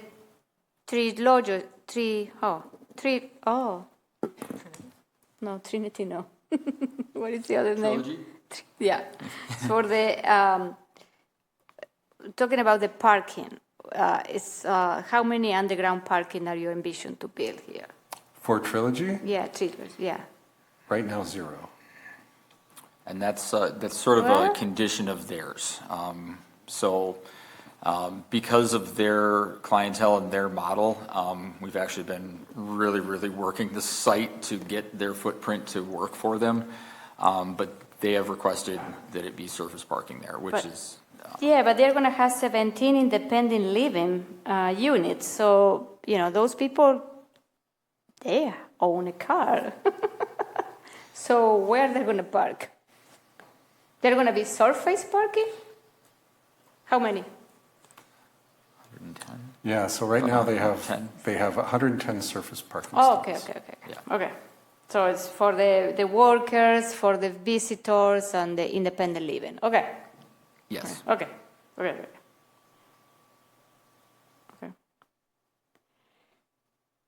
Any other question, comments? I have a question. Yes. Are courtyard houses being done in Wisconsin? Ever? Not really. Not really that I've seen. I just wonder if that would be a way to use some of the larger lots too, would be to build the 4 houses in a courtyard. And then that would have, a little bit more affordable housing options too. So are you talking like a pocket neighborhood sort of model or something? Colorado, it's where they have like a courtyard and they build 4 houses that share the same courtyard area. There's an older version of the site plan that has one penciled in somewhere. So back in the day, so long ago, so August was we had actually had the Trilogy site with a concept like that with two courtyard neighborhoods. So I guess to answer your question. There's always opportunity for it. We really want to encourage that thinking. It's we have not experienced it much in Wisconsin. So yeah, I just thought it was interesting when I saw it. It was kind of to Shelley's point, where you've got houses that are close together, and these aren't even connected. They're actually separate, but they share the same courtyard area, and it's really kind of a neat concept. And so, Stoughton recently, Deanna, do you guys have a pocket neighborhood ordinance? We just passed a zoning ordinance that would allow. Okay. Yep, yes. Okay. It has not been done. Yeah, but we are welcome. But I do really like this. I think it's extremely creative. I think it's an experiment in what we really need, and I would love to see it be successful. Well, thank you. Thank you. And that's a really interesting way to put it, right? An experiment in what we need, because we're fighting things all the time, right? It's just at some point, let's just give people different options to experience their life, right? And if we have a site like this that is just it got all this inherent goodness to it, but in some ways it's like a 3-legged dog, right? You still want to take care of it, but let's just take advantage of that. So I have another question. What is all the white area? What is going to be? That's mostly where that wooded area is right now. Okay. And so it's just untouched. And again, as part of the bike path and the parks conversations, we're hoping if we can save some of that. Don't touch the trees. No, only the things that are dangerous are dead. Okay. And it also slopes. There's a pretty decent grade back to 14 right there. So what is the distance between the lot, the housing lot to that, the stone water, how many? Back at the lots to 14. The back of lots to 14 or back of the lots to the hill? To the hill, yeah. Oh, we're still 60, 80 feet away from those. 60, 80. How many meters are? 60 to 80. 20 to meters? Okay. 20 to 25 meters. Yeah. Okay. But it's not a cliff. I mean, it does. It does. No, I mean, consider there are a small kid or with family, and then how do you protect those kids going to that cliff? Yeah. You know what I mean? So, what are the safety measures that you are envision also to? And some of that will be taken care of with the mass grading as well. Okay. So, that's all under consideration. Okay. Any other question? No? Okay, so I think this is looking great, so thank you. Yeah, thank you all. Yeah, thank you. And again, we are genuinely excited to bring this before you again. So. Yeah, no, this is great, so. Okay. Appreciate good your time. luck. Thank you. Thank you. Okay, so next we are moving to 5G, is an early issuance of permits for Gusto Apartments, requested by Brett Newcomb, agent from Newcomb Construction Company, to obtain early issuance of permit for the Gusto Apartment located at 2747 South Seminole Highway. We don't have anyone, isn't it, from Gusto? Oh. There's actually two. One. Oh, okay, so you have two? Okay. So we have David Haight, who wishes to speak in opposition. Okay, go ahead. David Haight, 5855 Woods Edge Road. So this is NR 103 again. So this is an area that, as far as I can guess, because there's not very much information in the packet, that will drain into the sub-zero wetland. Now, the sub-zero wetland was the subject of a study that was paid for by the city that resulted in a 284-page report. And I just gave the title page and a page where the DNR says, yes, it is a wetland, and the rest of the report says that the city is violating its MS4 discharge permit by destroying the wetland. It's not a wetland anymore. So I've talked about this before. It may have a little bit more impact given the last year that's happened in Washington, D.C. You have to remember that in 2011, Scott Walker pioneered the Doge. He basically nuked most of the scientists at Wisconsin DNR. And that was a plan. The plan is that when you have no scientists, no one to look at permits, what do? You make them self-certify, even though the law says you may not. So the stormwater permits that are submitted either by the city or by developers to the DNR are self-certified. And they're all self-certified, as does the city, that they don't discharge into wetlands. And the DNR accepts that. And so I'm just providing information here and to the developer to let them know that I will be challenging this at the DNR. And you have to remember that the way that NR 103 works, it's not after the fact, what does the water in a wetland look like, or even what the ecological function or hydrological function of the wetlands look like. The very first thing is a decision as to whether or not there are practical alternatives.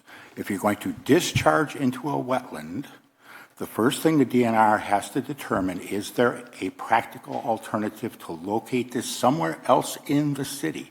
If it does, no development for that type of development may occur on the site. Okay? This doesn't happen much because no one challenges it, but I already have been, like I said, awarded a contested case for the Edgewood College site. So I'm just providing information to both the developer and again to here to let you know what the situation is and to let you know that I am following through with the actions that I said I would take to protect the water quality within our city. Thank you. Thank you. Okay, Diana, can we go to your report, please? Certainly. This is the Gusto Apartments. You have approved the Plan Development District SIP and the architectural design review for this first building. The first building is on the southernmost portion of the site, nearest to the Seminole and Lacey Road roundabout. The applicants are requesting the early issuance of permits, early start, also sometimes refer this as major construction under our land division ordinance, to get started with the footings and foundation construction of the building prior to completion of all the public infrastructure. There isn't a lot of public infrastructure that's necessary for this project, but of course it's going to take some time to put in the turn lanes and the multi-use path that will come down along Seminole Highway. So the staff does recommend approval, and the conditions of approval are standard ones, with the exception that The CSM, which Plan Commission and Council has approved, will need to be recorded, signed and recorded. Also, the subdivision improvement agreement needs to be signed and recorded before issuance of any permits. So happy to answer any questions about that. Okay, any question, comment? I'll move approval of the early issuance of permits for Gusto Apartments with the 10 conditions outlined by staff. Second. All those in favor of the early issuance of permits, say aye. Aye. Any opposed? The motion carries. So next, I will open another public hearing and consideration of Ordinance 2025-0-19, amending Chapter 23, a Smart Code Zoning District Ordinance, Article 1, Article 3, and Article 5. Do we have? Yes, we have a person, David Haight, he wishes to speak in, I don't know. Oh, no, this one is for the other one. Sorry. So we don't have anyone on the chambers and online, so I will close the public hearing. So we move to staff report. These are the proposed smart code changes that staff brought before Plan Commission in November. Most of the changes are to simplify our process a little bit. Some of the big ones are allowing slightly higher multifamily. I just got to step back. Allowing higher buildings could be multifamily, but mixed-use buildings in transit development orientated TOD, T5. So right now there's just a 6-story maximum. This would allow a maximum up to 8 stories with the possibility to increase to 12 stories as a maximum via administrative waiver. So just offering a little bit more flexibility and the opportunity to increase the density. This would really only apply in the Lacey area, the Nine Springs. It certainly could apply in North Fork. That's our third smart code neighborhood, but that is mostly built out now. So the possibility for some taller buildings is included in the potential code change. There's also adding some additional flexibility for the street types. The first one is to allow the second one, number 2, is a multi-use path and street type ST6035. Most of our streets built in Smart Code are the ST6035. And I apologize for all the numbers and acronyms. That's Smart Code, and it's Smart Code actually has a long list of very specific street types that are allowed. As part of the code changes, I am proposing to eliminate a vast majority of those street types that, one, Public Works does not want to accept as public streets, and number 2, we just haven't built anything. And given that we are platting most of the last of our Smart Code neighborhoods, I wouldn't expect to ever be using most of those street types. So in my document, I'm proposing to eliminate street types that we just haven't used and will not be using. Clarify a little bit of passages or multi-use paths. Passages are a very specific Smart Code requirement when block sizes get too big. Smart Code has requirements for block size. When they get too big, then the developer needs to use passages. What those passages are has never been clear, and so I'm clarifying that multi-use paths can be used as a passage in conjunction with drives or alleys. And then number 4 is a really big one for both our Public Works team and also for our our tree people and our arborists, our city arborists. Most of our street types require tree grates. Tree grates are great in highly urban settings with a lot of pedestrian traffic, and are very expensive for our public works team to maintain and very difficult for trees to grow. So I'm proposing to allow a bit more flexibility when tree grates are required, to allow for just the continuous planters that, and what I mean by continuous planters is just curb, sidewalk, just all grass, and then planting the trees in there instead of having the tree grates and then paving between the sidewalk and the curb. Okay. Number 5 is to clarify playground locations. Smart code requires a lot of playgrounds. Of course, we in Fitchburg love our playgrounds, love our parks, but quite honestly, Terra Vesa is almost completely built out, and we haven't been able to keep that requirement of 1,200 each housing unit within 1,200 feet of a playground. It's just not a very reasonable requirement given our resources. And expensive. Allow for more flexibility in T4 and T5. We talked about already with our CSM this evening in No Oaks. The 300 feet has led the creation of these kind of odd outlots.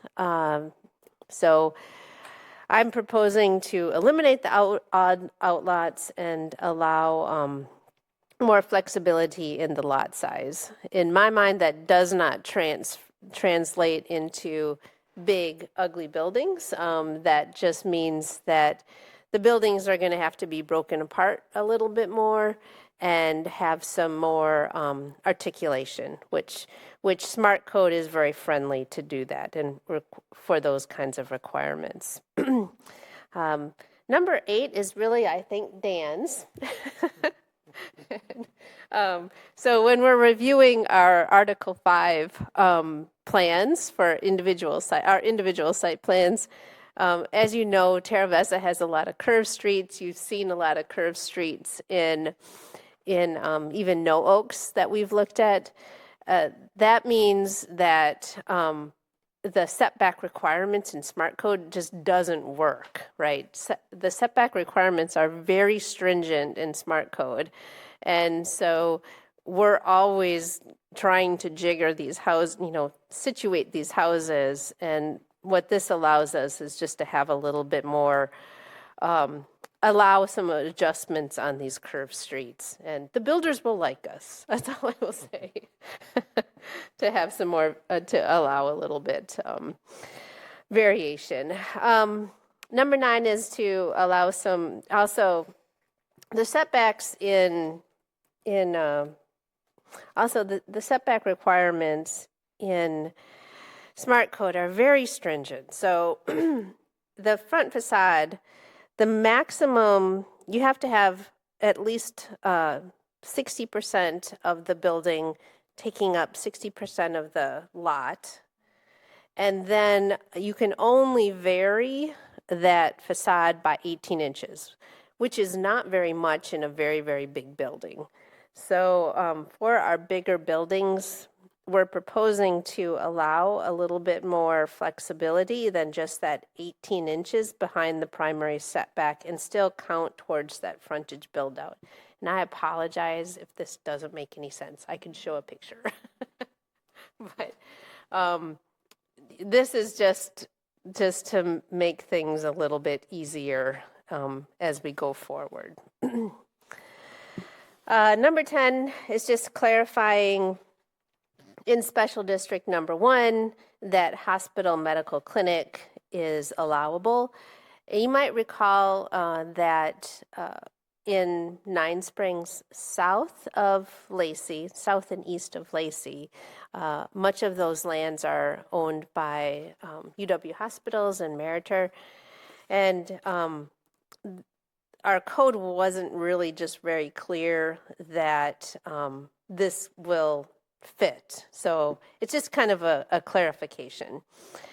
In addition, number 11 removes the outdoor lighting standards in Smart Code and just refers back to Chapter 28. That just simplifies for staff. Everybody has the same requirements. The city has already put great requirements in place under Chapter 28 to the dark sky ordinance. And so there's a smaller set of lighting requirements that really didn't meet in Smart Code, that just really didn't meet the same standard as our Chapter 28. Another kind of a little quirk in Smart Code is not friendly to parking lots, but there's also this requirement that landscape islands can only occur at the end of drive aisles. Not really sure why that came about, but that is when we started working through LifePoint, we had this issue where it made sense to put a tree in the parking lot, and it wasn't even a big parking lot, but we couldn't put it there because it wasn't at the end of a drive aisle. So I apologize if this is like too far into the weeds here, but can we add that tree back in LifePoint, even though this is coming afterward? Because it is nice to have trees in parking lots. We kind of reworked it and we made it work, and they've got trees and it'll work just fine. But as long as I was going through the effort to bring forward some of these changes, I kind of threw everything in here. So, number 13 is you might recall, we just finished up a couple months ago the last edition for Terra Vesa. And we ended up with some T3 lots. Unfortunately, in T3, as the current Smart Code stands, you have to have a 25-foot setback in the rear. Well, we have some T3 lots that actually are on an alley. I don't really know exactly, and so that just doesn't work. So I just needed to have a slightly smaller setback in T3 when it's on an alley. This one I do want to spend a little bit of time here. We have worked with our city arborist and also our public works team on increasing the required street tree spacing from 30 feet to 40 feet on center. And 40 feet on center is the standard that we do in our other our non-Smart Code subdivisions. And what the team has found over the years, it's just very hard to even fit the trees in at a 30-foot spacing. We're not meeting that requirement right now. It's just very hard in Smart Code to find spots for trees. So this was a request by our city arborist and our public works team. And then provide the city engineer with some greater flexibility on curb radii. Smart Code, of course, has all of the requirements, very specific requirements for streets.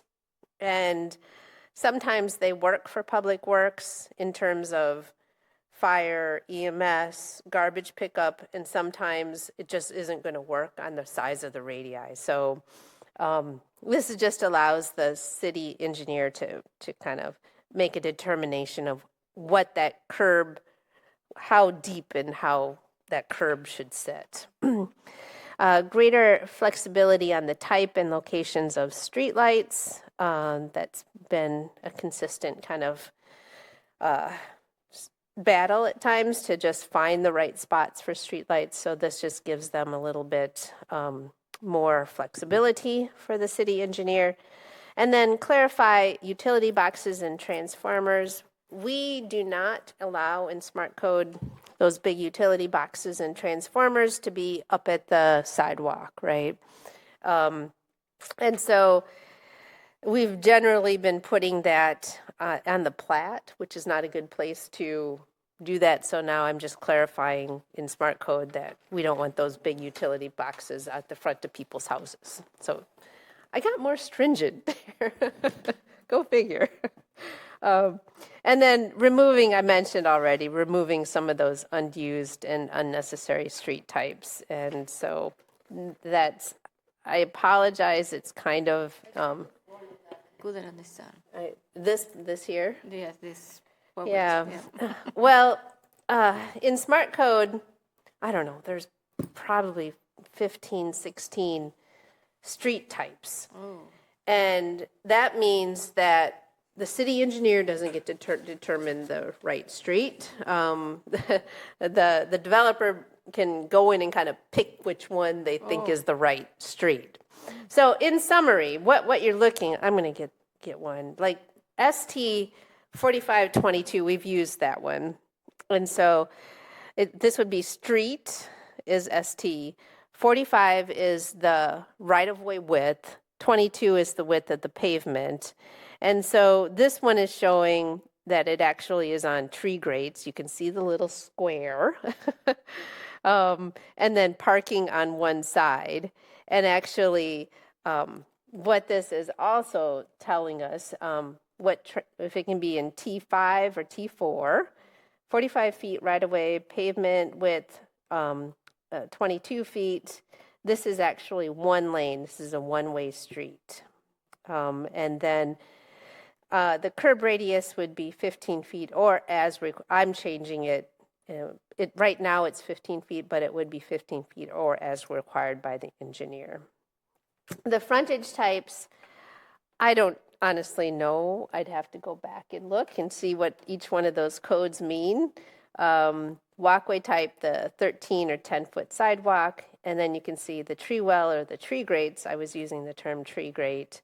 And this, if the ordinance is passed as written, would allow a continuous planter. The continuous planter looks like this, right? It'd be sidewalk, grass and trees, and then just the curb is what that means. Okay.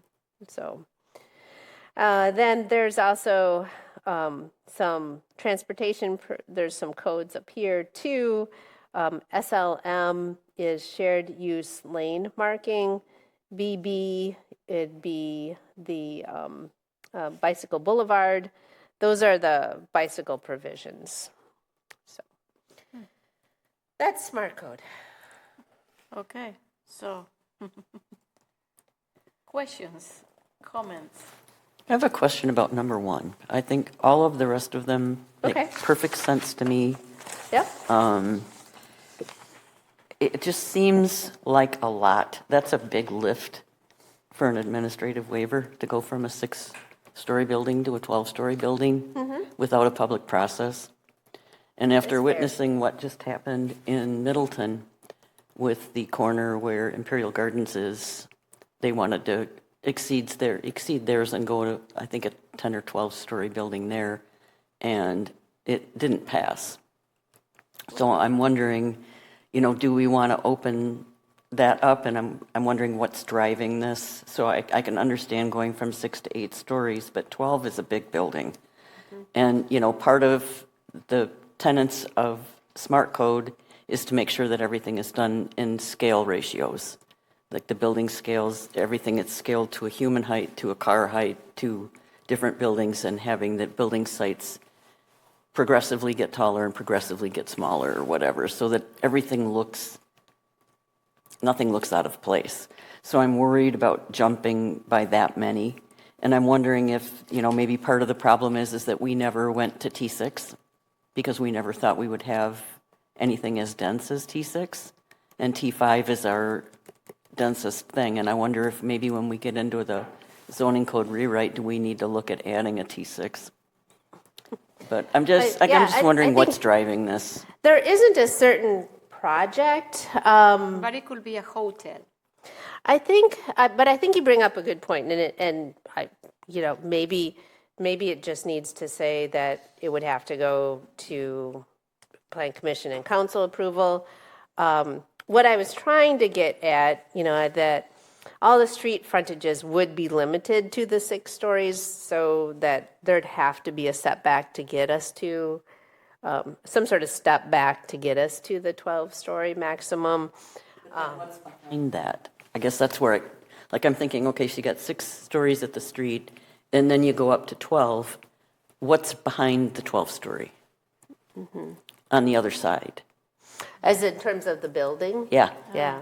So is somebody in a 6-story building back here, and then you got 6 stories in the front, and then you've got this 12-story thing in the middle that's blocking light, blocking air, and I just wonder what it looks like. I think it's fair. I mean, I don't think if the Plan Commission isn't comfortable with the 6-story, the 12 stories. Who is this something the mic has? Yeah. Yeah. I think. I'm just asking. I'm thinking about if we have the opportunity to bring a hotel. You know what I mean? Usually, hotel can be higher than 6 story. You know what I mean? Like, I don't know. I agree. I think it's fine for us to consider these things. I think an administrative waiver feels like a very low bar for something as intense as that in Fitchburg. I'm not against it. Yeah. I think the process needs to be different. What is the maximum? Right now, Now the the maximum height. is 6 stories 6 story. in Smart Code. In T5? Yep. Okay. But there's no maximum of density. Okay. Yeah, but the maximum is 6 stories. So, but we are fine from 6 to 8. What is it? Remind me what the benchmark is for where you need different physical infrastructure in the building. If you can go up to a certain number of stories, and then if you go above it's my that. understanding you can do wood at 4 stories, and then you're going to have to change. Wasn't there a second point that we ran into with Ned's building on where the Bowman Plaza is? Where he's at 10, Ned's right? doing the two floors of concrete parking, and then he's going up the 4 up on top of that. So it's going to be 4. It's not going to be 7. In reality. I guess that's what I was wondering is, does 8 get somebody the maximum that they can get without having to go to that special reinforcement for a taller building? I think it's a so good 8 makes more question. sense than 6. I mean, I'm trying to just look for good reasons to. You can use bamboo.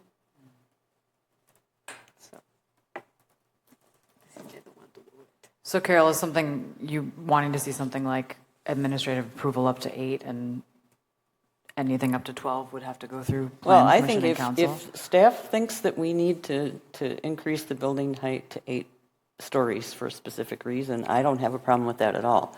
What I didn't like is that we would be going on an administrative waiver up to 12, which basically doubles the size of what we currently allow.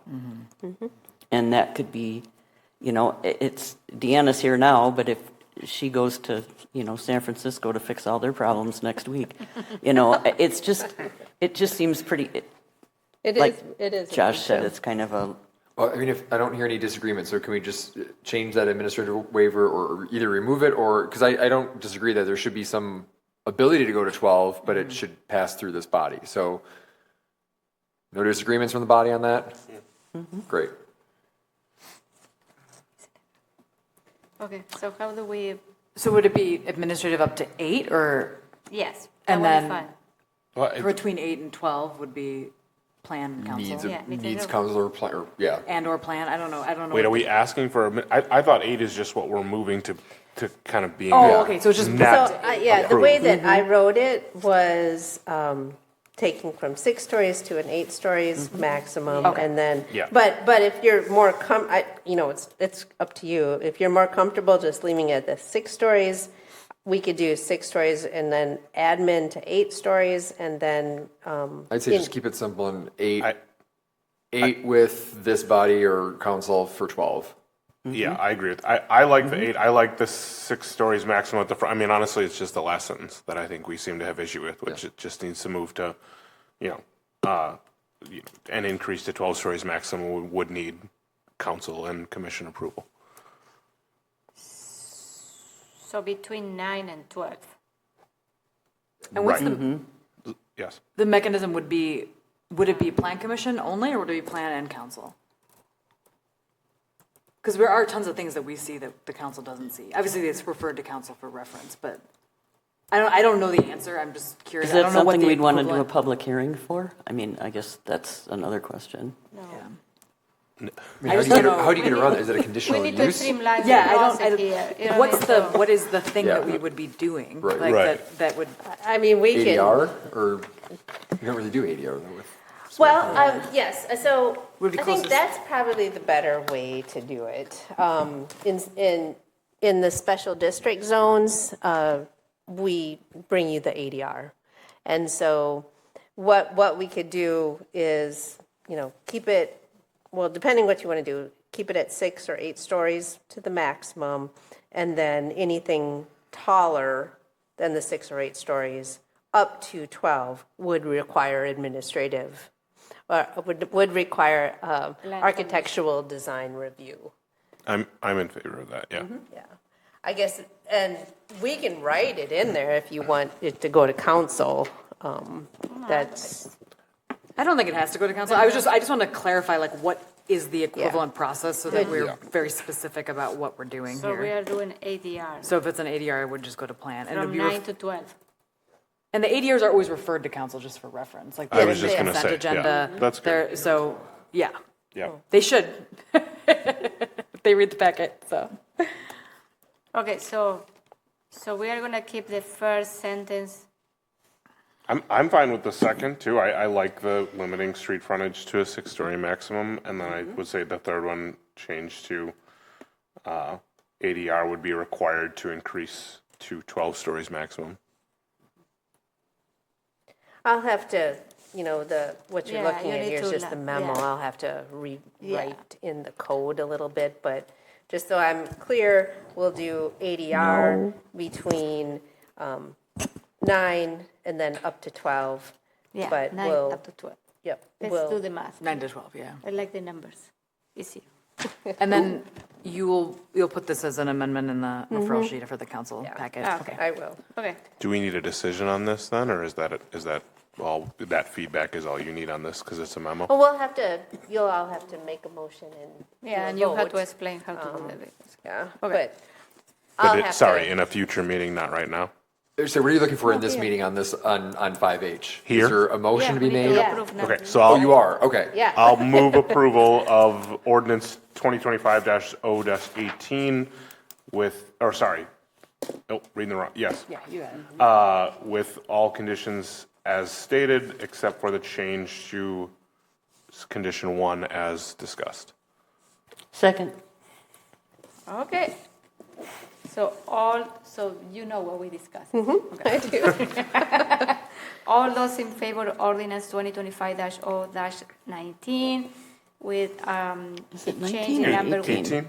So sorry, Oh, no, I don't have to do that. You have H to do and that. H and I are the same number. Is that on purpose? Where?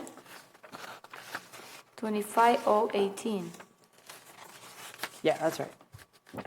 What happened? Why would they be the same ordinance? Oh, I'm sorry. That was my error in the memo.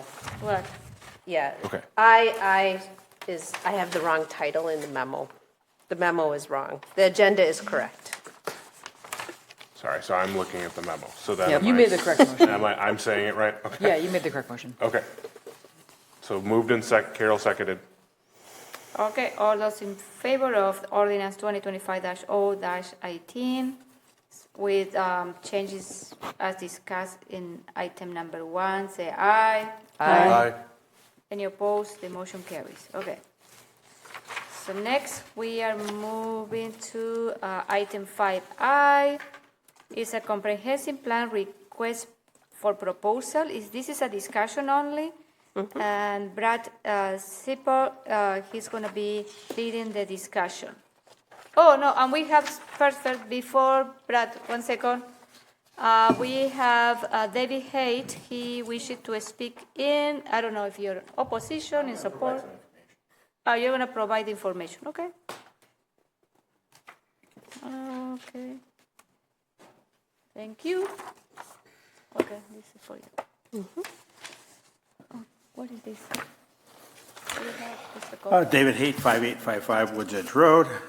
So I thought what we have here is some information about the applicable law to amending the comprehensive plan, which is where I think all things that city bodies and city officials should do should start, is with the law. And so this represents the simplest issue of great significance. So on the first page, what you see is in the dash box, it says that essentially that the comprehensive plan itself specifies that the planning department mayor or 3 members of the common council are the only ones who may recommend modifications for consideration as amendment to the plan. So if we turn the page, so the way to think about cities, towns, and villages in Wisconsin is basically think of McDonald's. So the state is the McDonald's corporate headquarters, and the cities, villages, and towns are essentially franchisees that the state uses to populate and manage the sub-areas of the state. And that's what the city of Fitchburg is. Now, the city of Fitchburg Common Council exercises the power of the Wisconsin State Legislature within the city, subject to limitations that are on page 2. And this is Wisconsin Supreme Court. It says the municipality acts within the legislative grant of power, but not within the constitutional power, so that we don't really need to get into details. But it says the state has the authority to withdraw the power of the municipality to act. The tests for determining whether such legislatively intended withdrawal of power would necessarily nullify a local ordinance are those 4. Whether the legislature has expressly withdrawn the power of the municipality's act, says can't do it. 2, ordinance logically conflicts with the state legislation. Ordinance defeats the purpose of the state legislation, or the ordinance goes against the spirit of the state legislation. If any of those are hit, the ordinance passed is unlawful. So let's take a look at what the planning statute says. And 6223 says, the commission, you guys, may from time to time amend, extend, or add to the master plan or carry out any part or subject matter into greater detail. It says you may adopt the master plan as whole, et cetera, and may from time to time by resolution adopt a part or parts of the master plan. It also says at the bottom, the purpose and effect of the adoption of the certifying of the master plan or part of the plan solely to aid the city plan commission. Now this is before the comprehensive plan legislation, which did not change this. The only thing the comprehensive plan legislation did were 4 things. Comprehensive planning is mandatory. 2, that the form of and content of the comprehensive plan must be in a certain form. 3, that in order for the comprehensive plan to affect city things, it must be in the plan, or the compatibility things with zoning, plating, et cetera. And 4, the council must approve it. There's nothing that says in the comprehensive planning law that the council may mess with the master plan or the actions taken by this body. And that, if we go to the next page. Dave, your time is up. Okay. So the point being is that there are significant issues in the past that affected the master plan and the comprehensive plan. Those are substantive, but it's always the right time to do the right thing and follow the law. Thank you. Thank you. Okay, so Brad, are you ready? Yeah. Okay, so. Everyone hear me okay? Yes. Okay. I'll share my screen here. I have slides to kind of guide the discussion. Let me see here.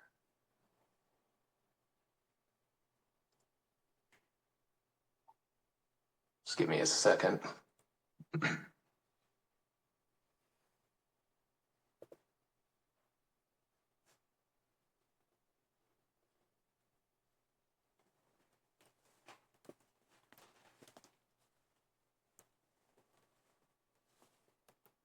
Can everyone see the first slide? Yes. Okay. Oh, hello everyone. I am here to discuss the comprehensive plan RFP and zoning code RFP. Staff's working on writing the RFP so that we can do an update to both of these documents. The zoning code dates back to the Fitchburg's incorporation, so we're looking at overhauling that. And then in addition, the comprehensive plan was last updated in 2020. There are a number of kind of high priority focus issues that we're looking at exploring in this one. We're not here. Let me go to the next slide here. So we're looking at specific updates on these focus issues rather than a complete overhaul, because this was done in 2020. There were a lot of updates to the data and everything then. So I think some of the what we want to highlight are some of the main considerations that we've been talking about and that we want to get out of this comprehensive plan, and pose some questions for Plan Commission. And this will probably work better as a discussion as we go through it rather than going through all the slides. So if anybody has any questions or feedback as I go through, please just stop me and we can talk through it. But anyway, so we're looking at specific updates to the plan rather than complete overhaul. We think that the 2009 plan and the 2020 plan both have good foundation. There were some issues that weren't looked at in depth in the 2020 plan that we want to revisit. One of those is the next bullet on there, reevaluating the growth model and related policies. The future urban development areas were originally adopted through the 2009 comprehensive planning process. They were kept the same in 2020, so that's something that we want to look at. We want to have a big emphasis on public engagement during this process. I think we'd like to get at a community vision of what Fitchburg is and what it should be, and really nail that down as part of this process. And I think that'll go well concurrently with the zoning code as well. There's a lot of land use issues through both the comprehensive plan and the zoning code that kind of affect how the community looks and feels. So I think we'll want to put a heavy emphasis on that, and I'll get to that a little bit later, discuss it in a little bit more detail in a later slide. One of the other big issues that we need to take a hard look at in this next update is the urban-rural interface and how we manage rural development pressures in the rural areas outside of the urban service area. We have policies now that to do that. The city is participating in the state farmland preservation program. We have our rural development criteria. We have the base farm and claim system. But I think looking at those tools and codifying the ones that we should codify, that's another big issue that we want to emphasize during this process. So we're looking at making sure that we get the RFP set up in a way that the consultant can that we get the right consultant to really analyze and evaluate these issues. So I'll stop there quick. Yeah, I have a question, Brad. So when you mentioned in the bullet number 3, reevaluate growth model, we are planning to have a discussion if we need to expand our service urban area? Because that one is something we should have that discussion. Yes, have the discussion on where the FUDAs are, what they look like. The criteria that resulted in the current FUDAs, and there was a bit of modeling that went in the other one too. They looked at concentric model, corridor model, and it ended up kind of a hybrid of the two. So I think re-looking at those criteria that resulted in the current FUDAs and looking at related policies such as the 75-acre per year maximum development, maximum urban service area expansion, just putting those on the table, looking at the the criteria, determining if the criteria should be changed and if that impacts where the food is are placed for, looking the next 30 to 50 years out. Okay. Any question? No? Okay. Okay. Keep going. So talking a little bit about public engagement, we've got it planned that one of the first things we do once we get a consultant on board is the public participation plan. And this is something that's required as part of the comprehensive planning legislation, is there has to be an adopted public participation plan. We're going to put a lot of focus into that. So what we're thinking right now is having that after we get kind of a draft or some rough idea of an outline of that, bringing it to the Community Equity Advisory Committee, and eventually having it come through the Plan Commission and Common Council in some form for approval before we get underway with the we really get into the public engagement piece of the comp plan.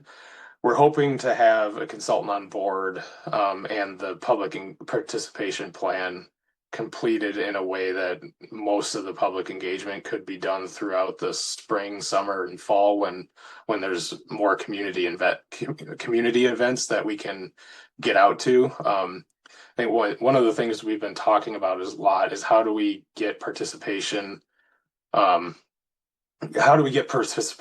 people that aren't usually participating in government? How do we get it, by people that don't have time? And typically the best way to do that is to go where they already are, rather than making them come out to specific meetings or events. So I think summer timing on that will be a good way to do that.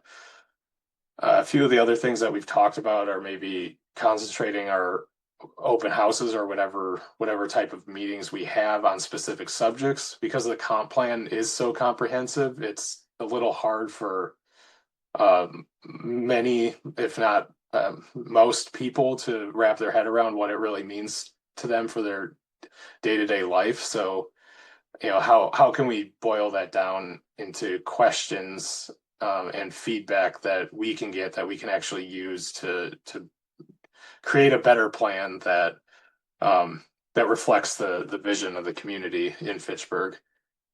Another thing that we've been talking about is what the utility of a survey would do. Surveys are a good way to get broad participation. They're relatively easy for people to fill out. But we've also had a lot of surveys in the last year or two in Fitchburg.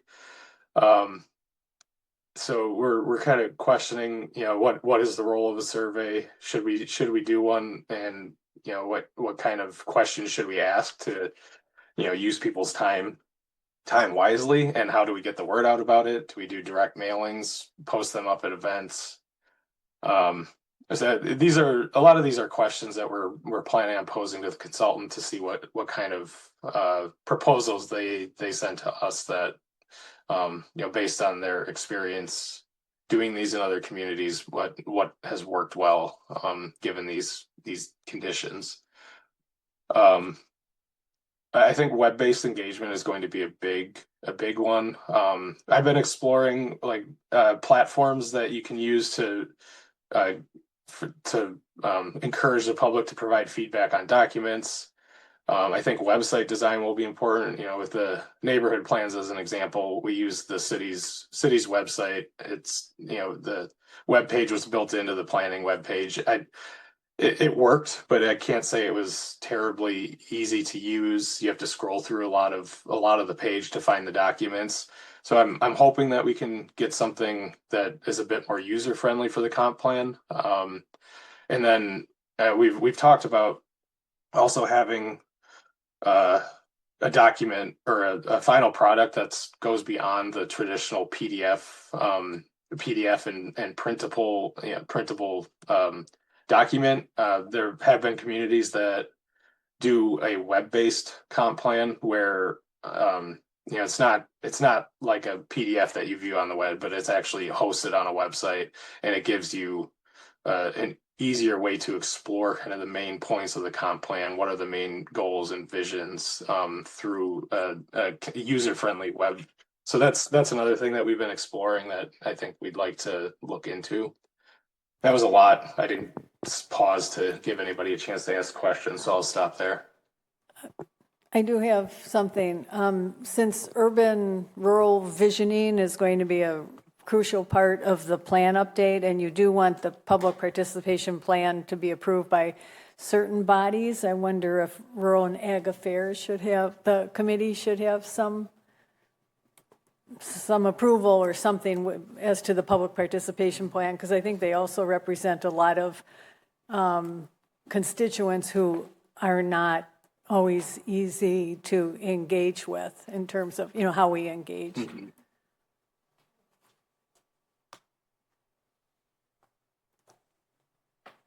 Yeah, we'll consider that.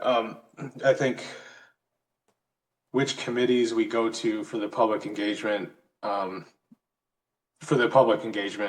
plan piece of it, that's not nailed down yet. So that's something we'll think about. I'm not, I mean the public participation plan. I don't know if we're talking about the same thing. You have it approved by Community Equity Advisory. Okay.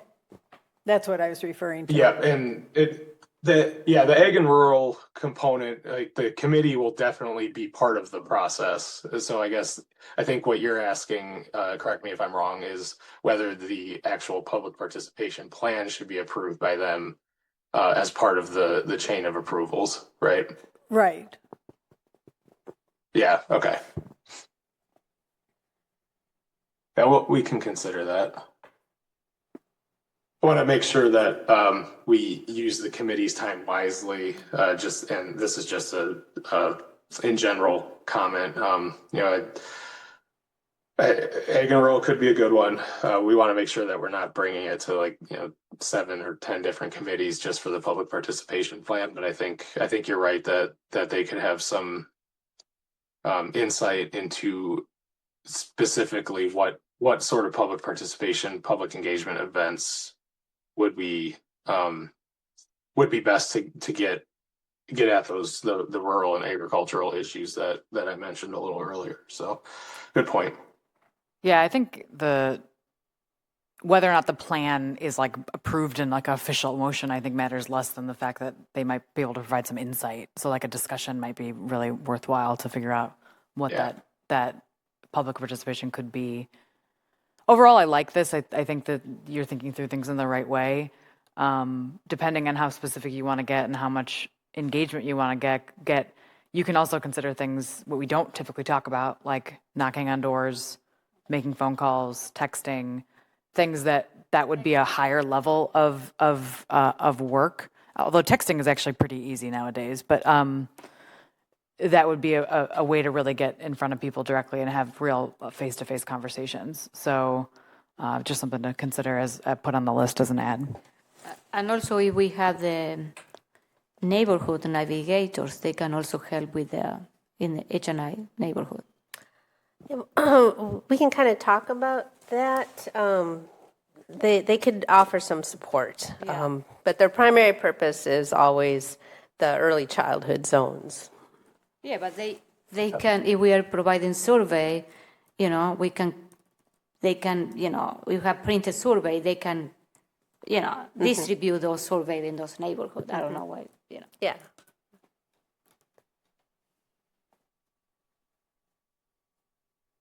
Yeah, and another thing that we've talked about too is that I didn't put a bullet on here is language accessibility.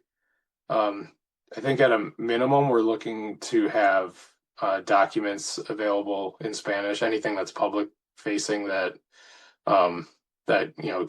could be interacted with by primarily Spanish speaking population in Fitchburg. We want to make sure that they're able to participate. And we'll have to, once we get into it, we'll have to see if interpreters would be valuable at any of the events, but that's something else that I think we're going to ask of the consultant, that whatever language accessibility or interpretation we're planning to ask that to be included in the budget, because that might be important for some of the events that we do. Agreed with that. I also will say that we should hire a professional translator for these things. I don't think we should be doing this informally. We do that too much in the city, and professional translation is something we should spend money on.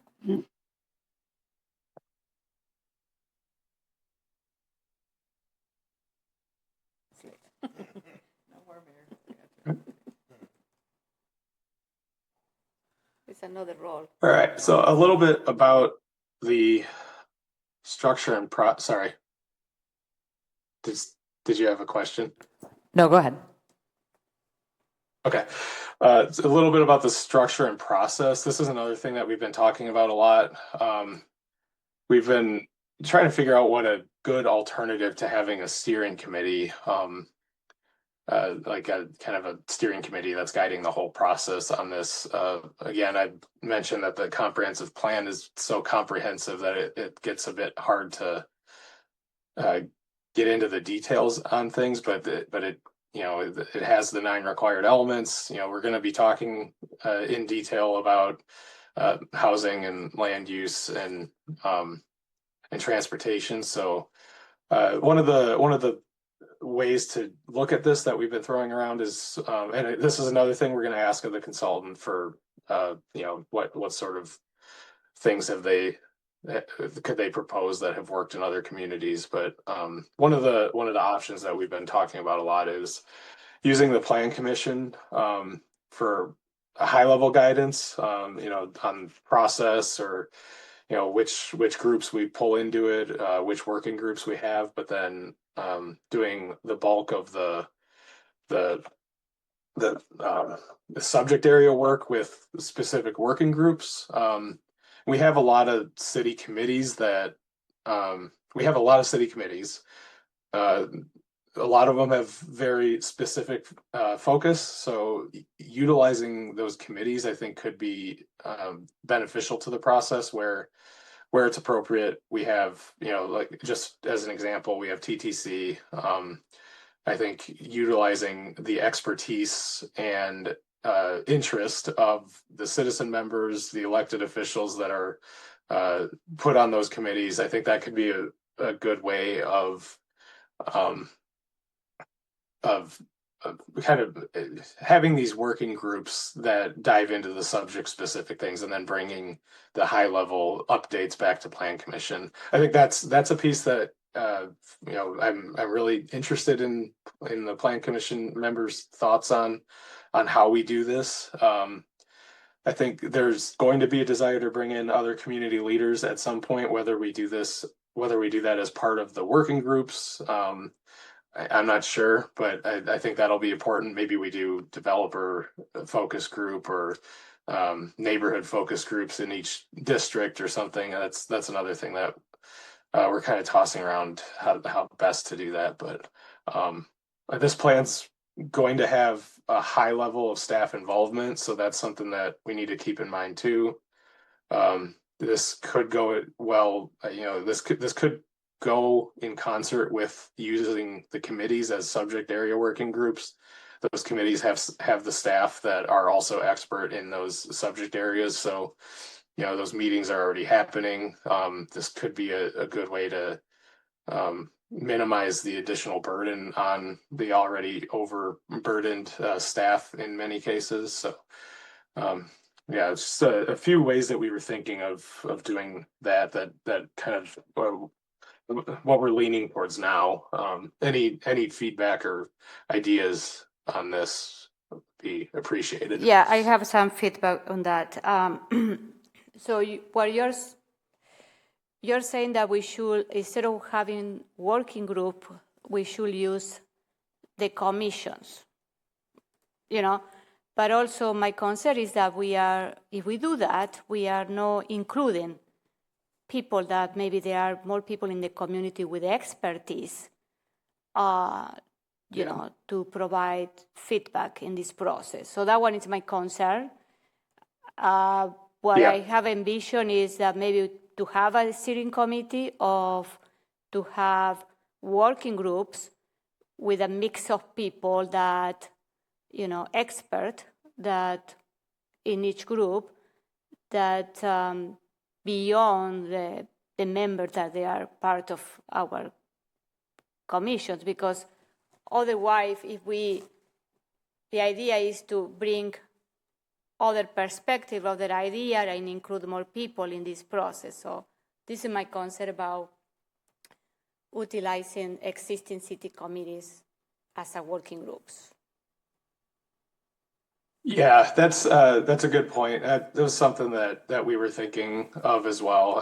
One of the ways I was throwing this around in my head is, you know, maybe setting up separate working groups like you're suggesting that have subject area experts or you know, the community leaders that have a specific interest in that, including maybe a member or two or three from the appropriate committee as well.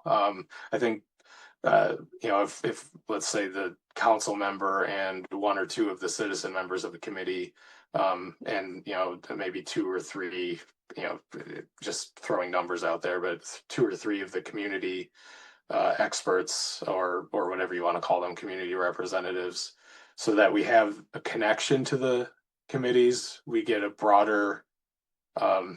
broader of a reach of who can participate in it, but we still have a connection to the committees throughout the process and a connection to the council through the committee appointee member or something. That was one thing I was thinking, but your point's well taken that closing it off to the committees might not be the best way to encourage broader participation.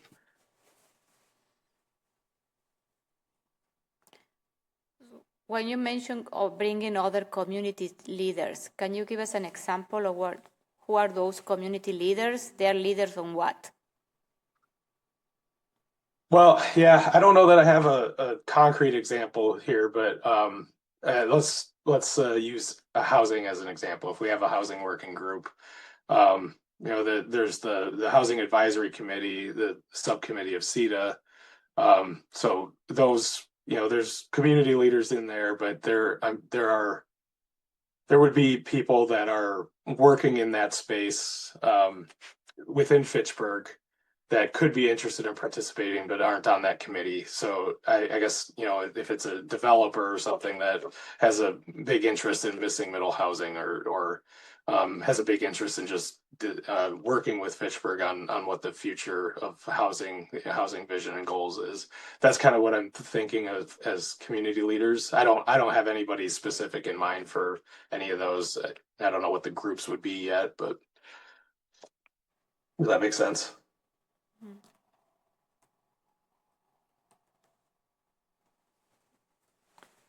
Any comments, question? No? Okay. Okay. And Deanna and Dan, feel free to jump in if I miss something too. So, okay. Oh, go ahead. You want me to go back? No, fine.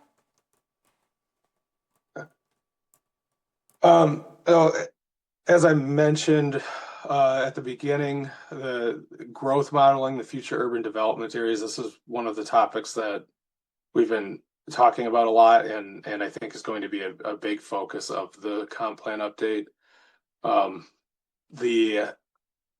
The FUDAs were, you know, they had specific criteria set up to develop them. You know, I think it was started in 2003 or so, the process of determining the FUDAs, and was adopted in the 2009 comp plan. But things have changed since then, so reevaluating those criteria, I think is an important piece of this. And another thing that has been a big topic amongst, you know, city staff, the community, is what are the impacts of growth on Fitchburg, and what is sustainable? How do we manage that growth? So I think those issues, you know, asking asking a consultant to really dive into those issues and incorporate it into a comp plan that is fairly high level, but get it into our land use. Yeah, land use policies come up with ways to manage growth that's sustainable in that. And I guess I should back up a little bit. Um, the concept is called the growth machine, where we have to grow in order to keep up with inflation and expanding community services. But then that growth then results in more, more services that we have to provide, and it's kind of a circle. So, considering that whole concept and how can we form our policies so that growth is happening in the most sustainable way possible for the long-term health of the community. Hey, Brad, I got a question on the FUTA. Just because that was something that I couldn't understand when we went through this in 2020, that I was like, how are we not adding in more FUTAs? And we had a few small plots that we did, or brought into it. But what are you thinking there? Because at the time I was told, when this was done for the 2009 or whatever it was, that it was a 50-year outlook, and that given that much of an outlook, there really wasn't that much of a change that was needed in 2020. And now 5 years later, you're saying there needs to be what's the big change here for the FUTAs? Yeah, well, I guess I don't know. I wasn't here in 2020, so I don't know what the reasoning for not looking at. I guess not having those changes though. But one thing I could think of, and I don't want to speak for the previous planners, but that was just before and then at the beginning of COVID. Things have changed. COVID changed a lot in terms of, especially in terms of working from home and office space and things like that. It also shifted how communities are growing and which communities are growing a bit. And then another big one that did change after 2010, 2011 was the possibility of commuter rail. That was one of the criteria was transit and potential transit corridors, and that was resulted in some of the FUTAs down the East Highway 14 corridor. And I'm not saying that those are wrong, but it has been a change, and I think we need to look at that again. Is that still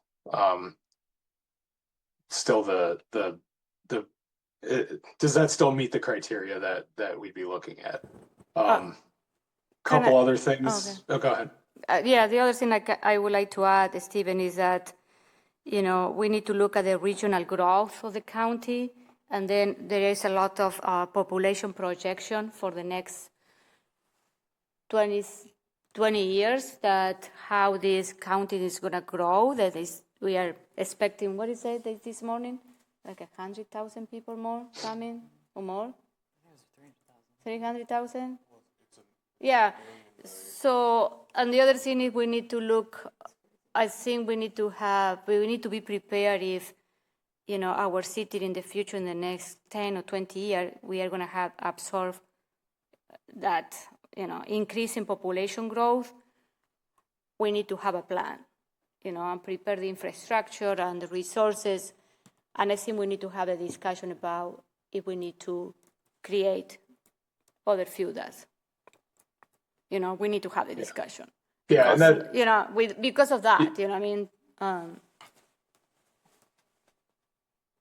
Yeah, and that was another one of the changes that I was going to mention, is that the population projections that those FUTAs were based on generally has turned out lower than that. I mean, the growth has turned out higher than what the projections expected. I think there's also, though, that the density of the growth has generally been a bit higher than what those FUTAs expected as well. So, just looking at those, does the amount of area that is set aside for future development areas, is that still enough to accommodate the projected population out to 2050 or 2060? And that is something like as you mentioned, it was looking 50 years out in 2009. That's pretty atypical, I would say. Typically, the comp plan is looking out maybe 20 or 30 years, not 50. And not saying that was bad. I think it can be good to look out that far when you're looking at an urban growth boundary like we have. But I think looking at extending that. Okay, what do the FUDAs look like when we go beyond 2050, just like it did in 2009? Should we be looking at 2060, 2065, something like that? So.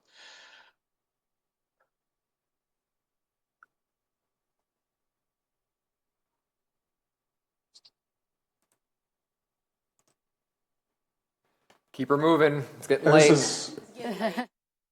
Yeah. So urban rural interface. This is related to the FUDA, so I won't go back into that. But we've had some specific. I talked a little bit about the development pressures in the rural area already too. How do we handle those? I think another one that I wanted to highlight is solar farms and how do those interact with our future urban development areas. Those issues. We're going to be looking for a consultant that has experience with rural and farmland preservation issues as well, just because that's a big part of Fitchburg. It's a big part of what goes into the growth boundary as well. So I won't spend too much more time on that one. And the zoning code. We're planning on doing this concurrently with the comprehensive plan. The code dates back to Fitchburg's incorporation, so we need to update and modernize it. And the big one is to reduce the need for PDDs. So what we'll be looking to do in this is develop a code that allows the types of developments that are generally approved through the PDD process without needing to go through that lengthy process. The other big thing is that, we have 2 zoning codes now, as you all are aware. It's an administrative burden to have 2 separate zoning codes. So we'd like to end up through this process having a single zoning code, taking the best components of smart code, developing a hybrid that's kind of has some form-based and some use-based elements, and probably leaning more towards the use or the form-based. But that's kind of what we're looking at for the zoning code, for asking of the consultant, and we'll ask them. We're going to put out 2 separate RFPs, allow it to be responded to both or separately, and see how that goes.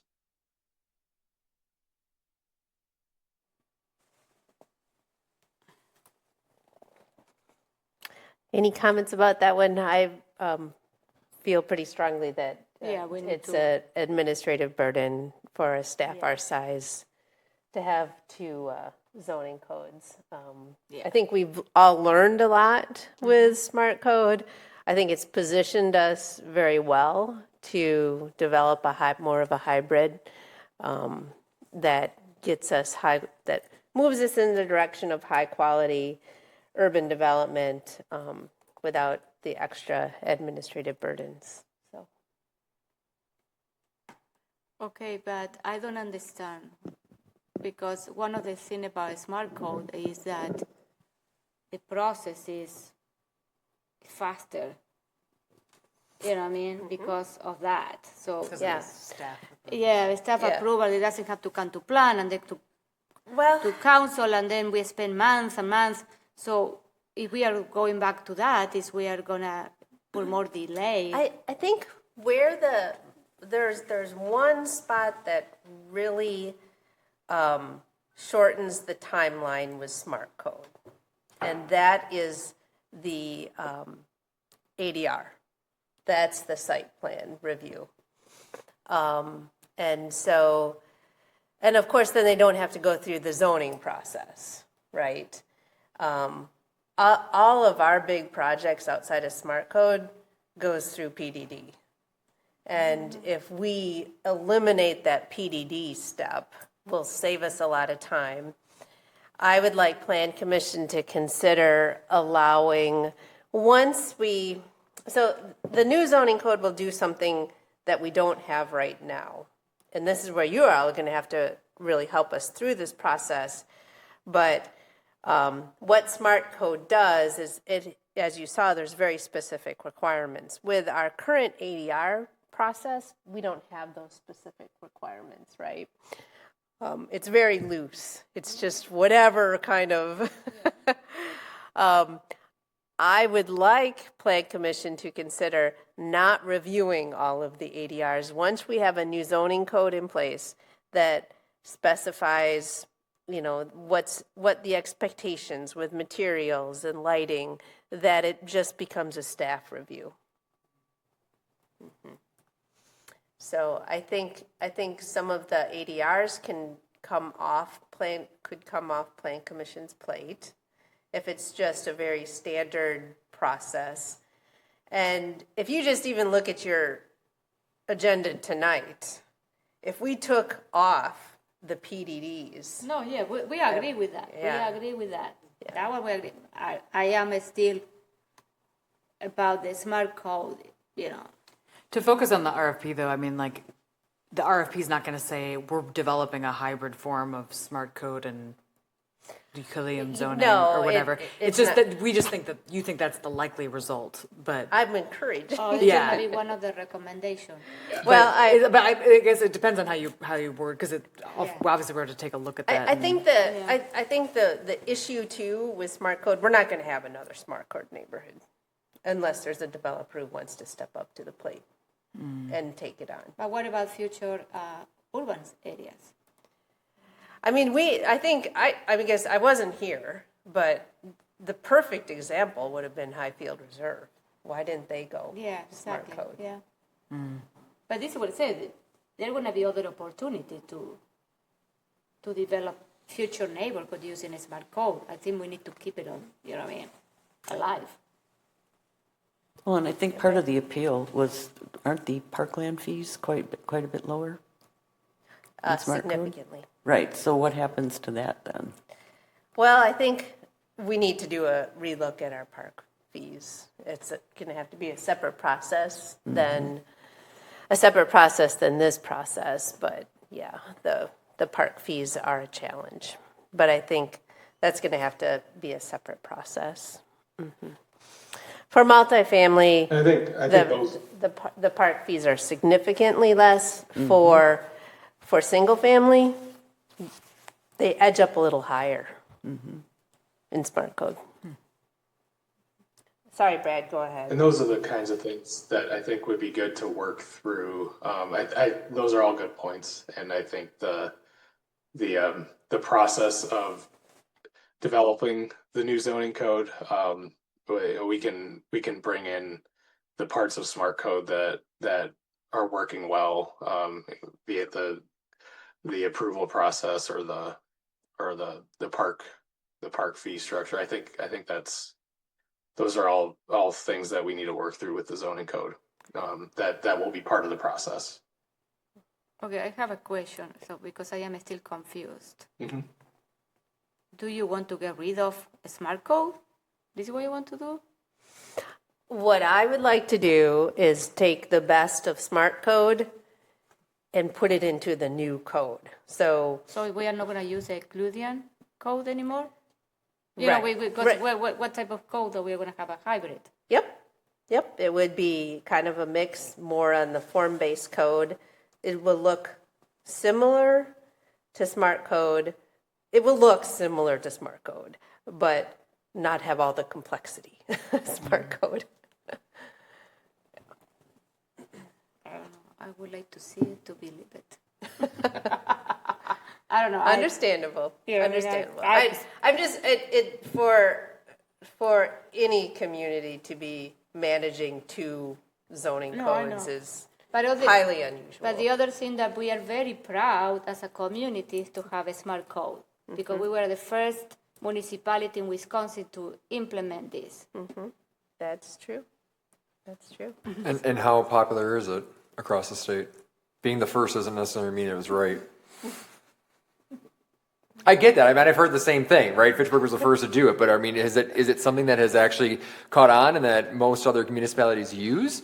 Most other municipalities have moved towards a form-based code without the complexity of smart code. But I think what the smart code brought to us was that compact neighborhood, walkable, density, But you can get that with a new form. With the new, not with the one that we have right now. But I'm just saying that maybe we do just we get the best of both worlds, and I think that we've learned a ton, right? And you've been doing this for many years, so it's powerful. I guess my bigger question is, are we ever going to have another developer really that wants to take that on? We don't know. What do you mean take that on? To rezone to smart code. But why? What is the issue with a developer? Like you make it sound like it's incumbent on them to do more work because it's smart code or something like that. Like it is. It is for them, even though it requires less of our review and attention. Yes. I always thought that was their easy way out with smart code. It's not an easier code to work with. It's not easier for the builders. Just because a lot of the restrictions and some of the things we talked about. It's a very difficult code just to manage, to understand, right? It's not easy to understand. Interesting. Well, we are going to. How many more slides we got, Brad? That's it. Okay, great. Hey, I just want to know if we're on 7 out of 7 or 7 out of 20. All right. I guess one other comment that I did have is of the 5 bullets, the big emphasis on public engagement. I will just caution that I think there's a diminishing return on investment there. There are people who want to be engaged, and there's a very slim section who want to be engaged and who don't know anything about how to or when or what the process is. And there's a whole lot of people that we really try a lot to do outreach to and that are just busy with their lives and really, that's not my interest, right? I have an interest in how the city grows. Not everyone does. And so I just caution that as it is a diminishing return on investment and it can be quite costly to do that outreach. Yes, we want to be equitable and make sure that we have, it easy to give your voice to, but I do feel like there is that over-indexing, like you've mentioned, we've done a lot of surveys. You get less and less return on them because you've done a lot of them, right? So there's just things like that I think I would caution against. But one of the biggest critics from the previous revision, well, it wasn't a revision, it was a refresh of the comp plan in 2020, was that a lot of people was excluded. And one of the big group was the farmers, because I have that, they reach out to me, they complain a lot, they came to meeting, no one listened to them. So, and this is why we need to be sure that all the voices are represented in the discussion. That's it. Like you said, there are people that... But that's what I'm saying. When we did this 5-6 years ago, it wasn't like it was behind closed doors. How many meetings did we have as Plan Commission, month after month after month, talking about section after section after section? That was following the public, involvement and commentary. I think there's always the after the fact that, I didn't know anything about that and I didn't get my voice heard. And it's like, well, have you ever, opened Facebook, read a newspaper, listened to the radio? We do it in so many different avenues is what I'm getting at. Mm-hmm. And that some people will just choose to be confused. Oh, yeah. Tell me about it. Or to, I'll be honest, abuse the process to stonewall, right? I think that's the other thing that has started to get a little frustrating in recent years is that there are people that opportunistically abuse our willingness to hear, our willingness to add more, to do all these things. I think making sure we're actually doing a decent job to publish, like Stephen is saying, publish the notices of when this happened, publish our process, all these things, that's fine. Then come and engage in the existing process. You don't get to come in at the 11th hour and suddenly, or come in again at the 11th hour after 3 times of being heard and act like you weren't heard or act like it's not what you want, right? At the end of the day, this is a big comprehensive thing, right? And so I think I would agree that I want that to be there, and I think we do a very good job of it here in Fitchburg. And I want to make sure we're not killing ourselves and killing the process by, allowing that basically. Okay. So next we move to the, thank you, Brad. We move to the report from department. Thank you.